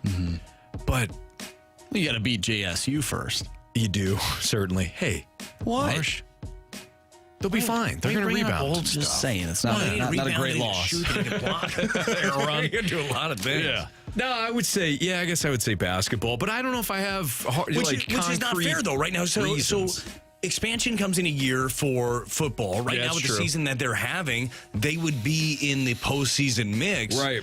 And you rattle off a couple of wins, and all of a sudden you're there. Like, yeah. But damn, it's hard. Like you have the quarterback right now. Are you going to get the next quarterback? Are you going to have that guy? Of course. Oh. Maybe. People didn't even think this was the guy. But he is now. Yeah. You're not the guy until you're the guy, Anthony. I think we've learned that. Like Joshua Dobbs. Oh, like Josh Dobbs. Took him a while to be the guy, too. And now he is. Now he's the greatest quarterback in the NFL. In the history of the NFL. Yep.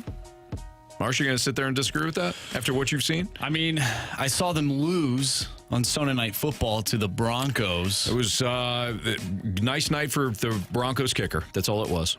I mean, you're not wrong. You gave them that game. They did get field goal to death. You fumbled and threw picks away in that game.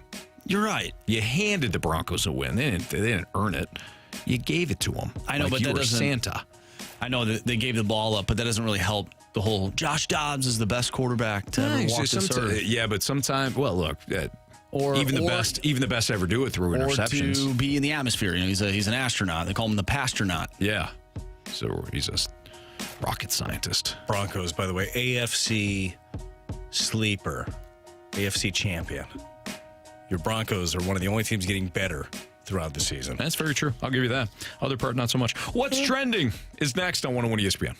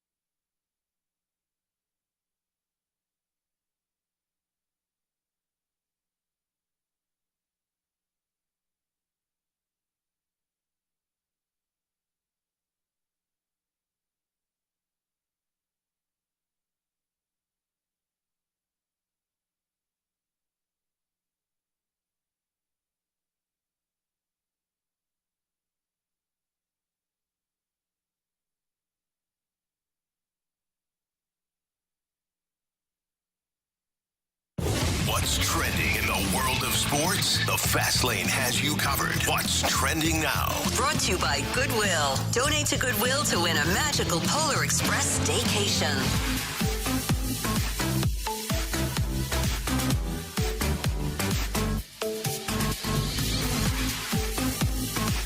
Welcome back to the Fast Lane here on 101 ESPN. Anthony Stalter, Brad Thompson. I'm Andrew Marsh, and it's time for What's Trending. Guys, Kyle Gibson is trending. Yeah, he is your newest St. Louis Cardinal, a one-year, $12 million deal with a team option. Seems like everyone around town is pretty fired up about it. Mizzou made Kyle Gibson. Yeah, he's been wanting to come back here for quite some time, actually. Lives here in the area, so that is nice. And again, as we talked about, and if you missed the open of the show, we did have the audio from John Fauxzeliak talking about Lynn and talking about Gibson and talking about the fact that, look, they're trying to shore things up, basically. I mean, you're trying to make sure that you're not in a position like you were last year. In Kyle Gibson, you got a guy that made 30 starts in 2021. He made 31 starts in 2022, and he made 33 starts last year. You're getting dependability in him, and you're getting that out of Lance Lynn. You got a couple of guys that can take the ball and good leaders for your clubhouse. Do you still need to add to the front of this rotation? I would say absolutely yes. Absolutely you do. And I think that you're going to need to be creative, and I think that you're also going to have to bend yourself when it comes financially, but you have to figure out different ways to do it. But if you had the same offseason, like if you go out and sign one of the top guys, we'll just use Sonny Gray as the guy. Had Sonny Gray been signed first and then you sign these two other guys, the reaction would be totally different. It's like the sequencing of how it is going down that I think people are upset about. Yeah, I guess you have to ask yourself if the Cardinals, a pipe dream, but if they do get, let's just say they sign Yamamoto or they trade for Glasnow, or they trade for Dylan Cease. Now, how do you view this rotation? Are you okay with it? Yeah. I mean, I don't know. More so. This is why we have to wait and see what the complete picture is. So I'm not telling you not to be ticked. That's the funny part, too. Or skeptical, I guess. The funny part, too, is, and Mo had mentioned it, the journey of 162. Yeah. We all have a notion of what a team is going to be like because of what it looks like on paper. Mm-hmm. Man, it seems like every year it doesn't pan out to look like what you expect to look like. Now, I will say last year, it was the outlier because I expected them to be short pitching. Turns out they were a little bit short pitching on this one. So there is something to the journey, obviously, but you still want to set yourself up in the best position to succeed. We talked about this on Friday. We talked about the fact that last year the Cardinals did wait it out. They made a lot of just bets on guys stepping up, being healthy, and taking advantage of the time in the rotation, whatever it may be. Well, that didn't happen for them. They found themselves short again, ended up having to trade off pieces, as we all know. Well, some of the pieces that they could have signed in free agency, signed with other teams. Mm-hmm. Some of those pieces ended up being hurt throughout the season. It really didn't help their ball clubs that much. I still think it matters, like, with the effort of doing it. Yeah. But it's like, hey, you went out and signed, you had mentioned the DeGrom earlier. Mm-hmm. With the Rangers, and DeGrom did not factor into them winning a championship this year. Right. But the idea was, we need a dude. Let's go out there and spend the money. Was there a lot of risk attached to him? Of course. The guy has not been healthy basically most of his career, and his teammates must hate him because he's got like a 2 ERA and almost a losing record. It's crazy. Right. But I still think that you're not better off because you didn't take that shot. Right. I also think that if you're going to look at the Rangers, Brad, you look at them and say they lost DeGrom. What else did they do? Well, they had signed John Gray, and they had signed Nathan Eovaldi. They traded for Jordan Montgomery. They made other moves to make sure that they had the best possible chance to succeed in October. Not necessarily, we're banking on Jacob DeGrom getting hurt. It was just, we know we need to keep building here. So if you're the Cardinals, have they done that in the past? I don't think so. In fact, I know they haven't done that in the past, where they say we need to keep going, we need to keep building. So if you're skeptical today that they're gonna do anything more, I can't blame you for feeling that way. But I do think we are working with we are working with a puzzle that's not complete. No, it's like your dog ate it or something. So your right? dog ate one of the puzzle pieces. Yeah.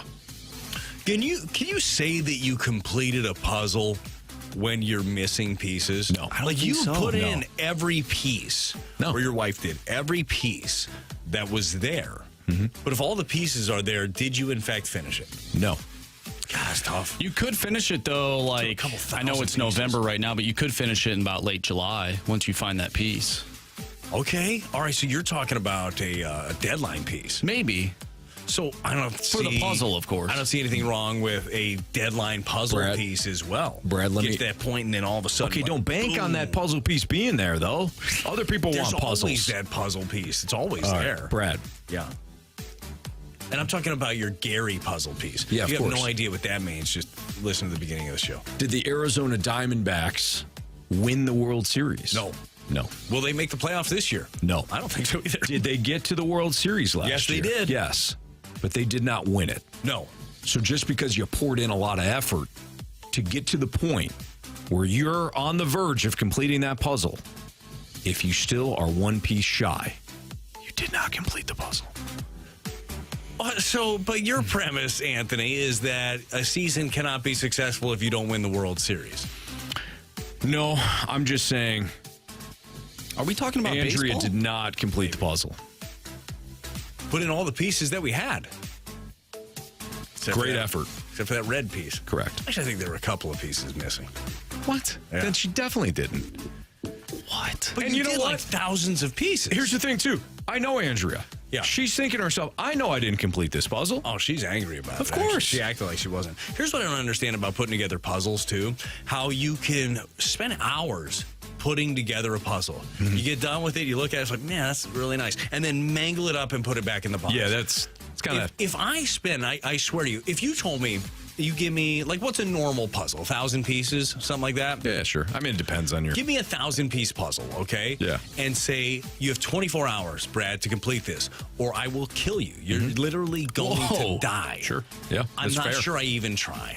I just say, Really? look, I'm going to live it up. I'm going to live it. This is my day. Really? Because I'm not going to make it. I will not get this puzzle done.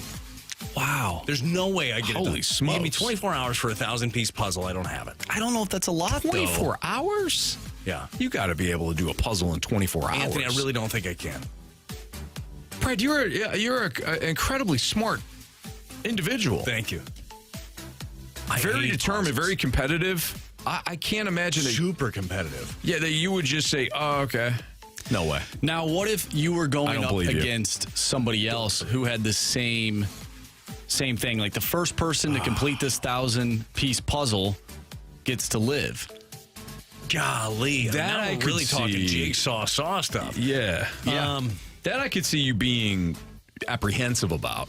Well, yeah, my competition should come out in this one, but it is actually more like, boy, I'm not good at this at all. You're really good at it. But maybe I would try. Would you steal one of the other person's puzzle pieces? I mean, it's probably against the rules to do something like that. I would try. I mean, your life's in the balance, though. Oh, then yeah. I mean, Yeah. if nobody's looking, definitely All right. grabbing one or two. Felt like we got a window into Brad's soul there. Here's real quick, just what I'm saying. I don't want a puzzle for Christmas. Yeah, no, I think we got that. That's fine. Yeah, I would never. Not for you. You know, No way. life's a puzzle. Yeah, Put that together. sure. Yeah. A lot of times you're missing pieces for that, too. Spending hours putting together a puzzle. Yeah. Let's do life. There you go. That's Brad Thompson throwing shade at his wife. Oh, she finished the puzzle. 5:13, your time check is brought to you by Clarkson Jewelers, an officially licensed Rolex jeweler. Somebody said my dog will help finish the puzzle in about 24 hours. Yeah, probably. NFL stock market, buy, sell, hold. Next on 101 ESPN.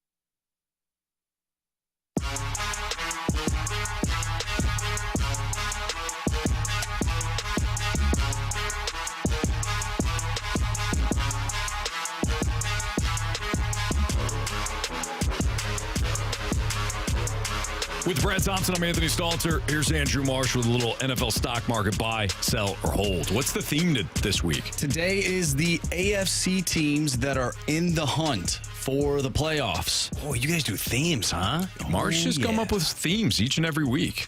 We've done teams in the hunt before, but we're sticking with the AFC today. All right. And we're starting off with the Buffalo Bills. The old Buy, Buffalo sell, Buffaloes. or hold. Anthony, what are you doing with the Buffalo Bills? Ooh. I'm fading you. I don't blame you. I'm going to hold. Commit, damn it. One side or the other. I'm going to hold. That's not committing at all. They got the Eagles, the Chiefs, the Cowboys. You know what? I'm selling. It's actually a really tough schedule. Yeah, I'm going to sell. Eagles and Chiefs both on the road, too, the next couple of weeks. Sell. The Jets win does nothing for me. This is still the team that 32-6, Anthony. Yeah, it was special. Jets haven't scored a offensive touchdown, I think, in what? 3 games now? It's been a minute. Or did they score this? It was the 6th touchdown? It was. Good for them. Wow.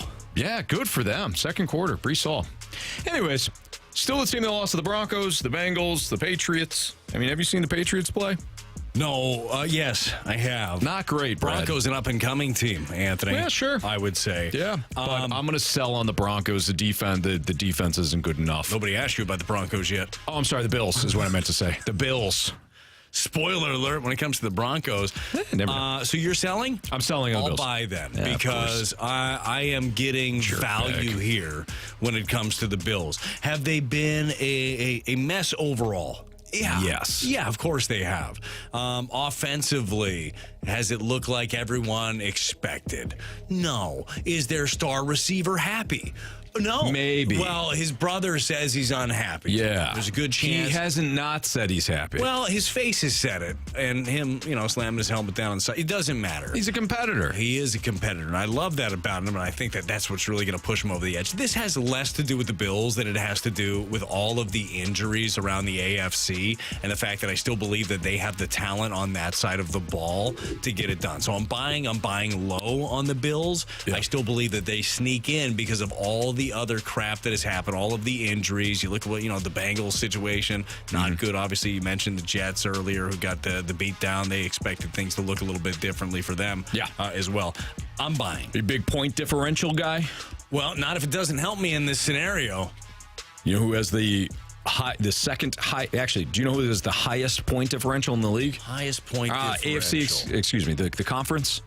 The highest plus point? Dolphins. Nope. That's right, Brad. The Baltimore Ravens at plus 127. Ravens. You know who's second highest Dolphins. in the AFC? That's right, Brad. The Buffalo Bills. The Buffalo Bills. See, I'm a big point differential guy. Big point differential guy.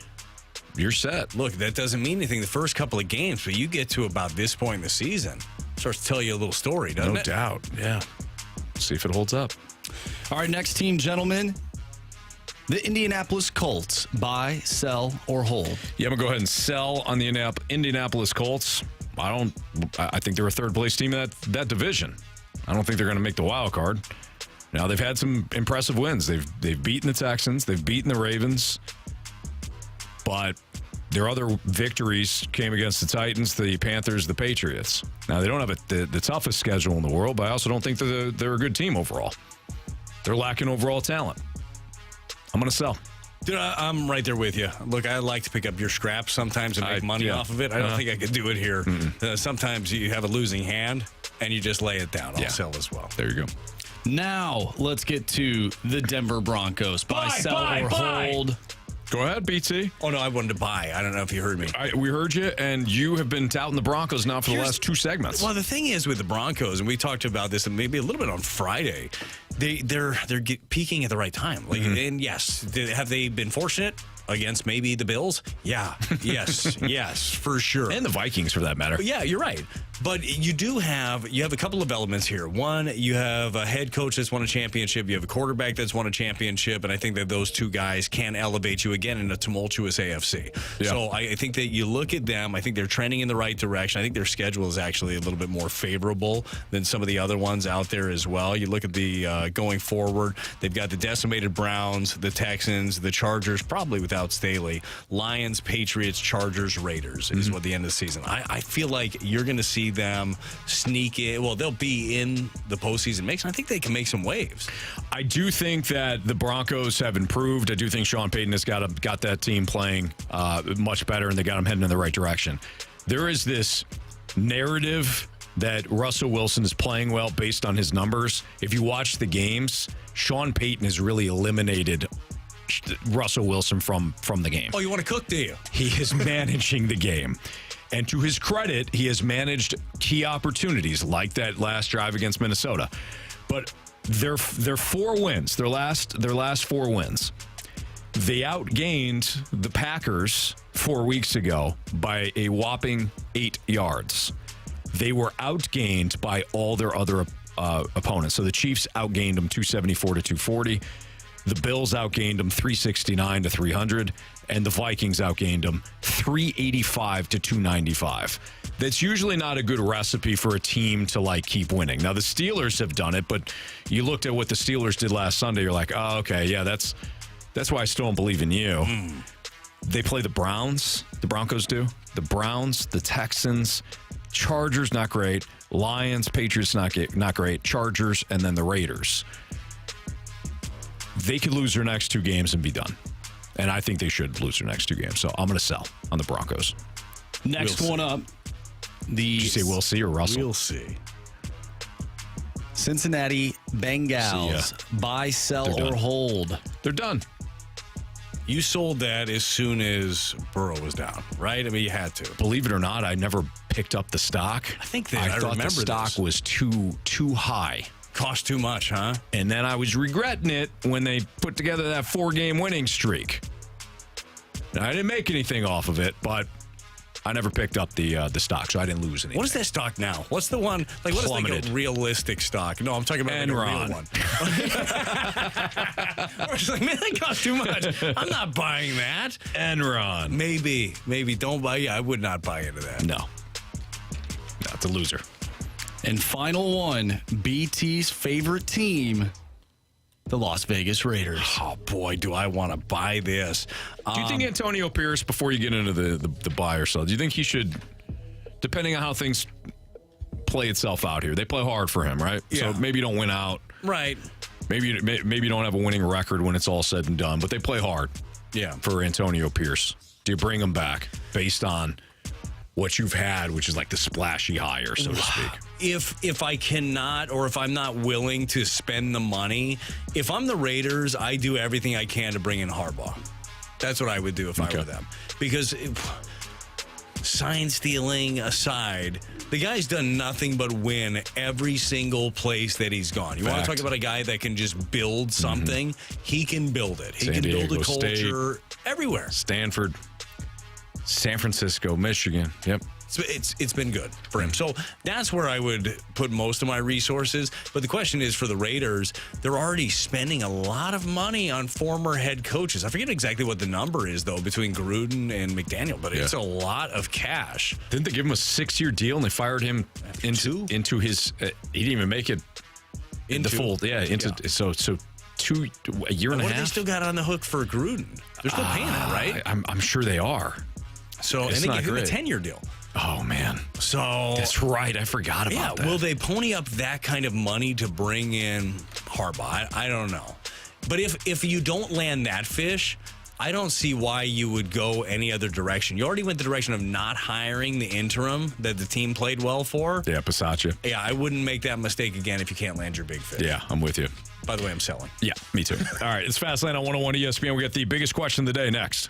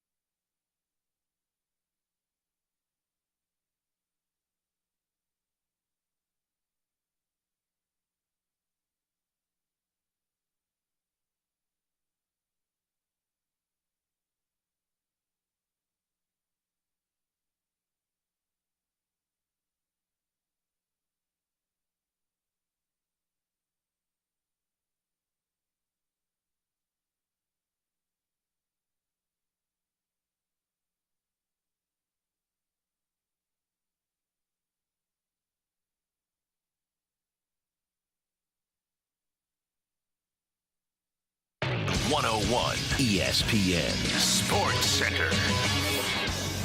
I'm Andrew Marsh. It's time for a Sports Center update brought to you by Fauxzeliak Heating and Cooling. The Cardinals get Kyle Gibson. He is the newest Cardinal.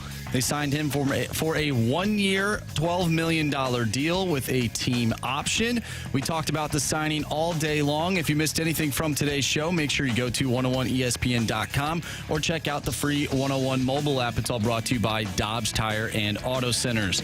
The Blues will be back in action tomorrow night, taking on the Arizona Coyotes. Pregame starts at 7 o'clock. Puck drop is at 8, and you can catch all the action right here on 101 ESPN. We have our biggest question of the day coming up next. I'm Andrew Marsh, and the Sports Center update is brought to you by Fauxzeliak Heating and Cooling, an independent American standard heating and air conditioning dealer.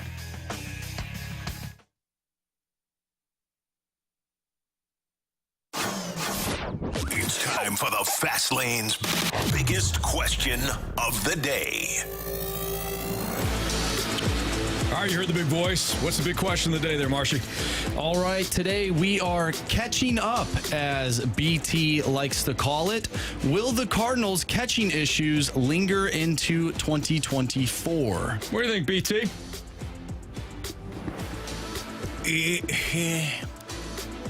I don't know. I didn't expect that to be the big question of the day, to be honest with you. Even though I think Marshy said that. Let's be specific. What issues are you talking about? Defensively, I think, is what we're looking at. Offensively, obviously, Wilson Contreras, one of the best with the bat from the position. As everybody knows, Andrew Kisner was not issued a contract for this year, so it's going to be currently Ivan Herrera and Contreras being your duo. So I think that it's going to be an interesting thing. I feel like we spent some time talking about this past year, Anthony. Yeah. We know that this Cardinals pitching staff struggled. They weren't a great group. And oftentimes I think that gets laid at the foot of the catcher. I feel like that was part of the narrative sometimes for Contreras specifically. But there are a lot of things that behind the plate he can get better at. You look at some of the framing metrics and you look at some of the sequencing and pitch calling. There's a lot to the blocking. Like, there's a lot to be desired with him behind the plate. You also had to know what you purchased, and that you purchased a bat first catcher. Yeah. So I don't think that he's going to make leaps and bounds. What I am really interested in is how they utilize Herrera, because Herrera, to me, he looked a lot better this past year, both at the plate and behind it. He looked comfortable. Dude, he looked and really confident. comfortable. He looked comfortable with his swing, and obviously he made some big changes. He started opening up more, but really just dug in and really fought. I think that taste of the big leagues and then not having that success 2 years ago, like, that ate at him a little bit. He said, okay, well, I need to make some changes, and he did so. So I'm really interested to see how they split up the time, because you don't want to have a young kid like that on the roster who never gets to play. Mm-hmm. He's going to have to get his reps, and obviously you want the bat of Contreras in the lineup pretty much every single night. So he'll probably be DHing a bit while Herrera gets those reps behind the plate. But I wonder what that split looks like. What do you think it looks like? What do you want it to look like? I want Ivan Herrera to get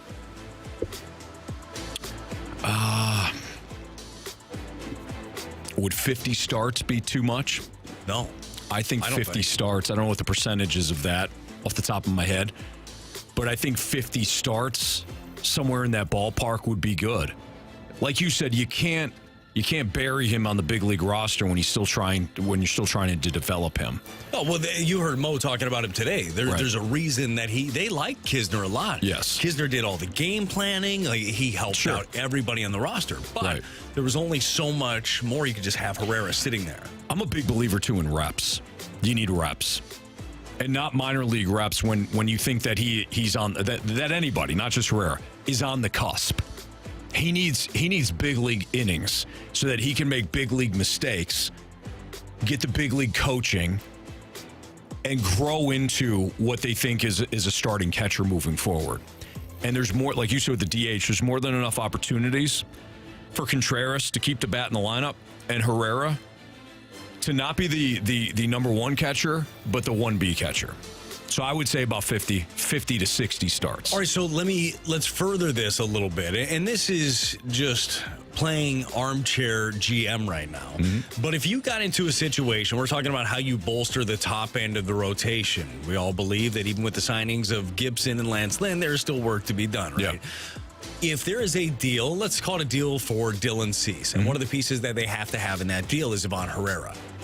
Are you not trading Herrera because you've got him as the guy? No, I'm trading him. So he's not going to slow you down from doing anything? Not from getting an ace. No. I need to build the top of the rotation. So I use Dylan Cease as the example. Yeah. And Dylan Cease is under contract for 2 more years. He's got 2 more years of arbitration. Sure. What if it was for Glass now that's for 1 year? Yeah, I got to do it. Man, I don't know if I can. I got to do it, and obviously you're working you sign on a veteran. Yep. And you hope that Pages is behind him, Pedro Pages. And then you got to work on getting an extension for Glass now. Yeah. If I don't have pitching, it doesn't matter. I know that's a very extreme look at this. No, you're not wrong. But last year, I fell into that line of that, what I would describe as that fantasy line of thinking, where it is you get duped by the offense, right? And this is in every sport. We focus in on the offense when year after year after year in all sports, it winds up being about run suppression, about defense, about goal suppression. Yeah. So last year was a big, I'm not going down that route again. So if it takes Herrera to get an ace, I have to do it. Yes. Yeah, I don't fully disagree. Even with the 1 year rental of something, you go out there, you sign a veteran that, can get back there, that knows how to call a game, that can command the respect of a pitching staff and be good to go from there. And I liked your larger point of whoever you did trade for, try to keep them in the building. I mean, you're working on an extension right after that. But it is going to be, that is something that the catching obviously was a question all season long. And were you surprised? I didn't get a chance to do the show with you when the news came down that they DFA'd or didn't offer contracts to Kisner. Were you surprised by Kisner specifically? No, because of... Were you surprised by any of the names? No, me neither. Hudson, no. I realize that there's this narrative too of, all Dakota Hudson does is he's got a low ERA and he wins games for you. Yeah, kind of, but is that sustainable? Are you going to just keep throwing, because if you're using Hudson as the sixth guy, you're also not giving somebody else with maybe a higher upside an opportunity. Yeah, you were going to give him a raise to be a AAA probably. You're going to pay him $3 million to be in AAA. I don't know how much sense that makes. Yeah. So, no, I wasn't. Now, Kisner, there was a little bit of a pause with Kisner, but not from the standpoint of, you're right, Brad, Wilson Contreras, you knew what you were getting in Contreras. You signed a bad first catcher. And you do have Herrera, but I would keep Herrera on the big league roster next year, provided that he's growing and you give him those opportunities. He's sitting on the bench for 3 straight weeks. That can't happen. You really don't have the ability to roster 3 catchers. No. It's hard to do. Yeah, they proved that last year. The only thing to me that was a little bit surprising with the Kisner move is just being around the team a lot and seeing the work that he puts in and just seeing how prepared he was and how much he helped everybody and how pitchers went to him a lot. Yeah. That's a big void they're going to have to fill. Like who does that? Who is going to be coaching these guys up along the way and helping them out? Because you're going to have a young catcher, and with Contreras, you're going to have a catcher that is still learning the nuance in the catching, or at least the way that the Cardinals want it done. Yep. So that part of it is going to be incredibly important, is who is molding these guys. Yes. Yep. Did we get a text that said Yachty yet? did we get the Yachty? And by the way, Mo did mention Yachty because that was brought up, and Mo said he's welcome. Absolutely, we love to have him. It's just a matter of him and us. I think he said is finding a role for him. So if you're wondering, like, hey, well, did Mo talk about Yachty today? Yeah, he did, but they got to figure out what role, what capacity Yachty would be wanting for it for next year. Just in terms of Yachty, I would have him in spring training as long as he would be there. Like, hey, dude, we'll put you up, whatever you need no doubt to be here. help these guys. Yep. Like, especially with the duo that we're talking about now. Mm-hmm. That's Brad Thompson, Andrew March, Anthony Stalter. It's Fastlane on 101 ESPN. What you missed, criticisms, compliments next.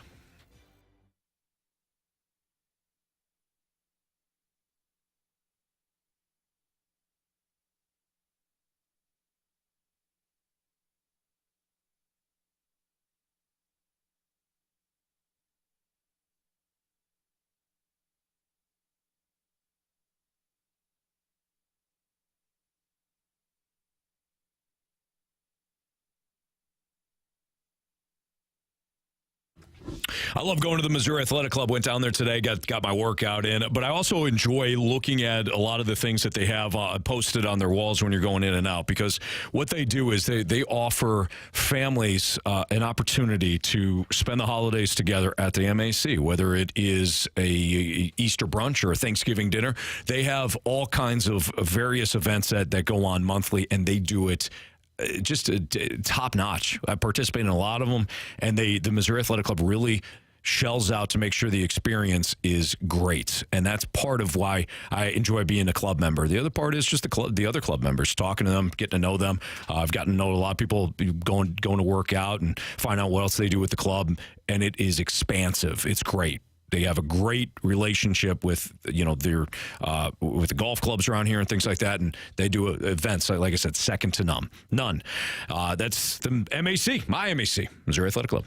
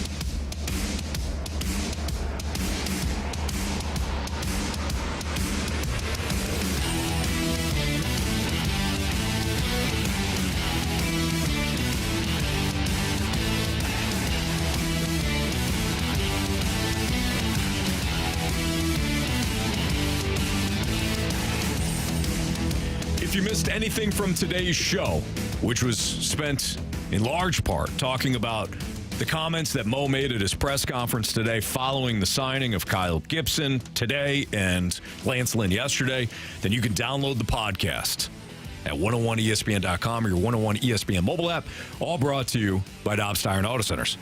BT and I broke down the signings, what they mean. Got mic drops throughout, which were fantastic. You guys brought the heat again today. We appreciate hearing from each and every one of you and your perspective as a Cardinals fan.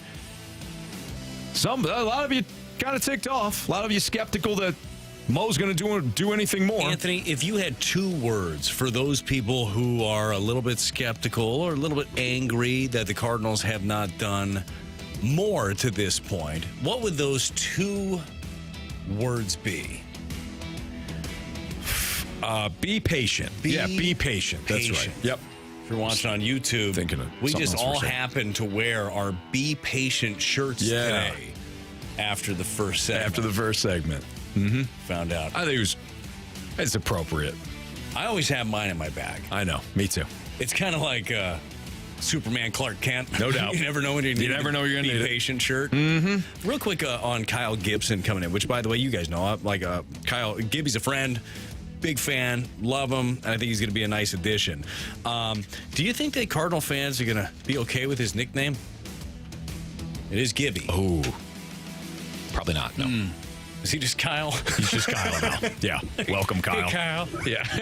That's a really good question. Hey, Blues fans, you can join Donnie Fandango and Jamie Rivers for a special live taping of the Last Minute Blues podcast. It's next Wednesday from 6 to 8 at Twin Peaks in Maplewood from 6 to 7. Hang out with Donnie and Jamie and enjoy Twin Peaks' selection of local craft beers, handcrafted whiskey cocktails, and more. Then from 7 to 8, hang out as the guys cover all the latest hockey news during that special live Last Minute Blues podcast taping. It's all happening next Wednesday evening, 6 to 8, with Donnie and Jamie at Twin Peaks. Marsh, what do we got for criticisms and compliments today? Yeah, from the 618, blank your patience. Thank you. All right. Appreciate you. We did get one from Gatorbait, who is one of our listeners and viewers on our Air Alliance team YouTube feed. Nice. Gatorbait says, Anthony killing it. Ace of the day equals Stalter. Thank you. Yeah, I think they really appreciated, Brad, when you said they still got to get their ace, and I said, yeah, their ace and their Gary, because that's a dynamic duo. Sure is. They got and that gives them 2 pitchers to stack on top of each other in the rotation. No, then you need 2 that fit together well. No doubt. We did get I wouldn't call it a criticism or a compliment, but talking about the puzzle pieces, because that was a big topic of discussion today from the 314, completed and finished are 2 different things. You completed the puzzle with the piece that you had, but it was not finished. Okay. That's actually a good call. That's a lot like that you talking about the Cardinals with their rotation, like urgent and important. Yes. Kind of like they got the urgency part done. Now, hopefully, they'll follow through with the importance. Okay. Which, again, Brad, would be your ace and Gary. That's correct. From Swan, guys, let's have a great evening. Don't forget. Rotation. Sorry, go ahead. No. Already got the bottom. BT, come on. Go ahead. Swan is our... No, yeah, well... Swan's a diehard listener. Thank you, Swan. Go ahead. Swan says, guys... I mean, this is important, BT. We need to listen up here. Swanee. Guys, let's have a great evening. Don't forget to get your picks in this week either. Good call. Big week in beating the Riz Show again this week. In the fast lane, we trust. Thank you, Swan. Yeah, we appreciate you. Now, we got a lot of hate text and hate mail over the last couple of years. People just crushing us. I'm not hearing that as much, BT. I'm not hearing that at all. These weirdos. It's weird, huh? Yeah, these weirdos have, they've been silenced. Now it's, yeah, you're supposed to win. Right. You're the sports show, yeah. Which I actually echo. Okay. We should win. Yeah, absolutely. But pure hot domination like this? Yeah, that's what we do. Real quick. Yeah, go ahead. You got a text from the 314, Anthony, and this was on the heels of the 61 hates, blank your patience. This says, blank your patience. That can result in losing your medical license. Very true. Don't do that. Did spell it that way earlier. There you go. Yeah, good call. That's just great advice overall. Really is. But yeah, guys, get your picks in. Yes, those are definitely picks, important. right? Oh, wait. Getting something in.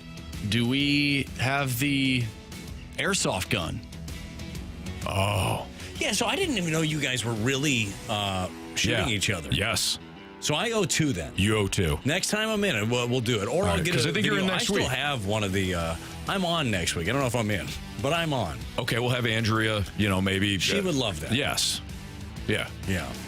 But I owe 2 shots then. And that's up to her where she wants to shoot you. I had somebody coming over to the house to do something working, and he was like, "Hey, did you take those airsoft shots yet?" I go, "What?" We're so concerned.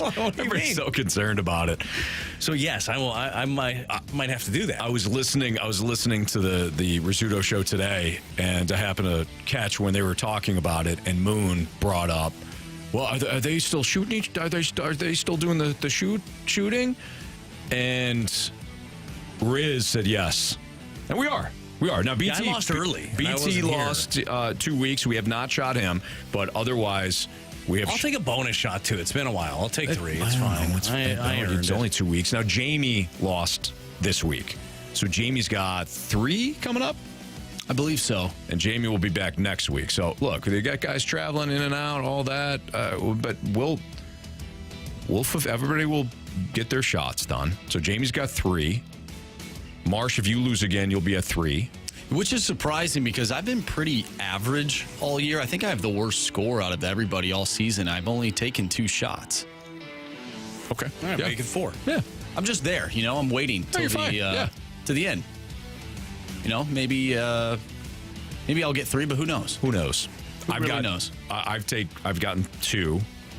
We've been pretty. I mean, we've balanced out. Carrie's 2, Marsh 2, I'm 2, BT's 2, Jamie is now 3. Are we all using the same airsoft gun? Or are you using the one that they had? Yes. I still got the one at home. I should bring it back in. That's fine. Yeah, that one hurt 2 years ago. 2 years ago, when I racked up a lot of. You were getting shot a lot. That was like started feeling bad. That was like 10 at one point. Yeah. Started feeling kind of bad. You shouldn't because pick better. Well, Anthony. It was a bad year for you. It was terrible. It was not good. One of the worst. Yeah. We got a compliment for Brad from the Air Alliance team YouTube page. You like my shirt? No. James does really like you, though. He says, I really like Brad Thompson and enjoyed his pitching. Yeah. That's awesome. Text or troll? Text. I think it's an absolute text. Yes. Appreciate that. Yeah. And then in between on this chat, everyone was, giving praise to Cody, a good gauntlet. Congrats, Anthony. But then James says, I'm going to be in the Gauntlet Playoffs next year. Just wait and see. Oh, I like that. I like that a lot. That confidence. He's got a goal. Call him out. I like it, man. Good for James. Yeah. I believe in him. I do too. Yeah, so we'll have a second. Who's playing tomorrow? Well, it depends. I know a lot of people with the holidays coming up, they're trying to check out their schedule, so we'll find out tomorrow. Sounds but like a forfeit. Maybe. Show up. No forfeits in the Gauntlet Playoff. No way. 12 All right, minutes. BT, good seeing you again, man. Happy You too. Thanksgiving. Happy Thanksgiving. We'll see you next week at some point. That's Brad Thompson, Andrew Marsh, Anthony Stalter. Tomorrow, Dan, I believe, is in for at least 2 hours. And then Jamie's on for 2 hours, I believe. So we'll talk a little Blues hockey tomorrow ahead of Blues and Coyotes. Still do some Cardinal stuff, maybe some football as well. But we appreciate everybody listening. Everybody, thank you. We'll see you tomorrow at 2 o'clock for Andrew Marsh and Brad Thompson. Again, I'm Anthony Stalter. We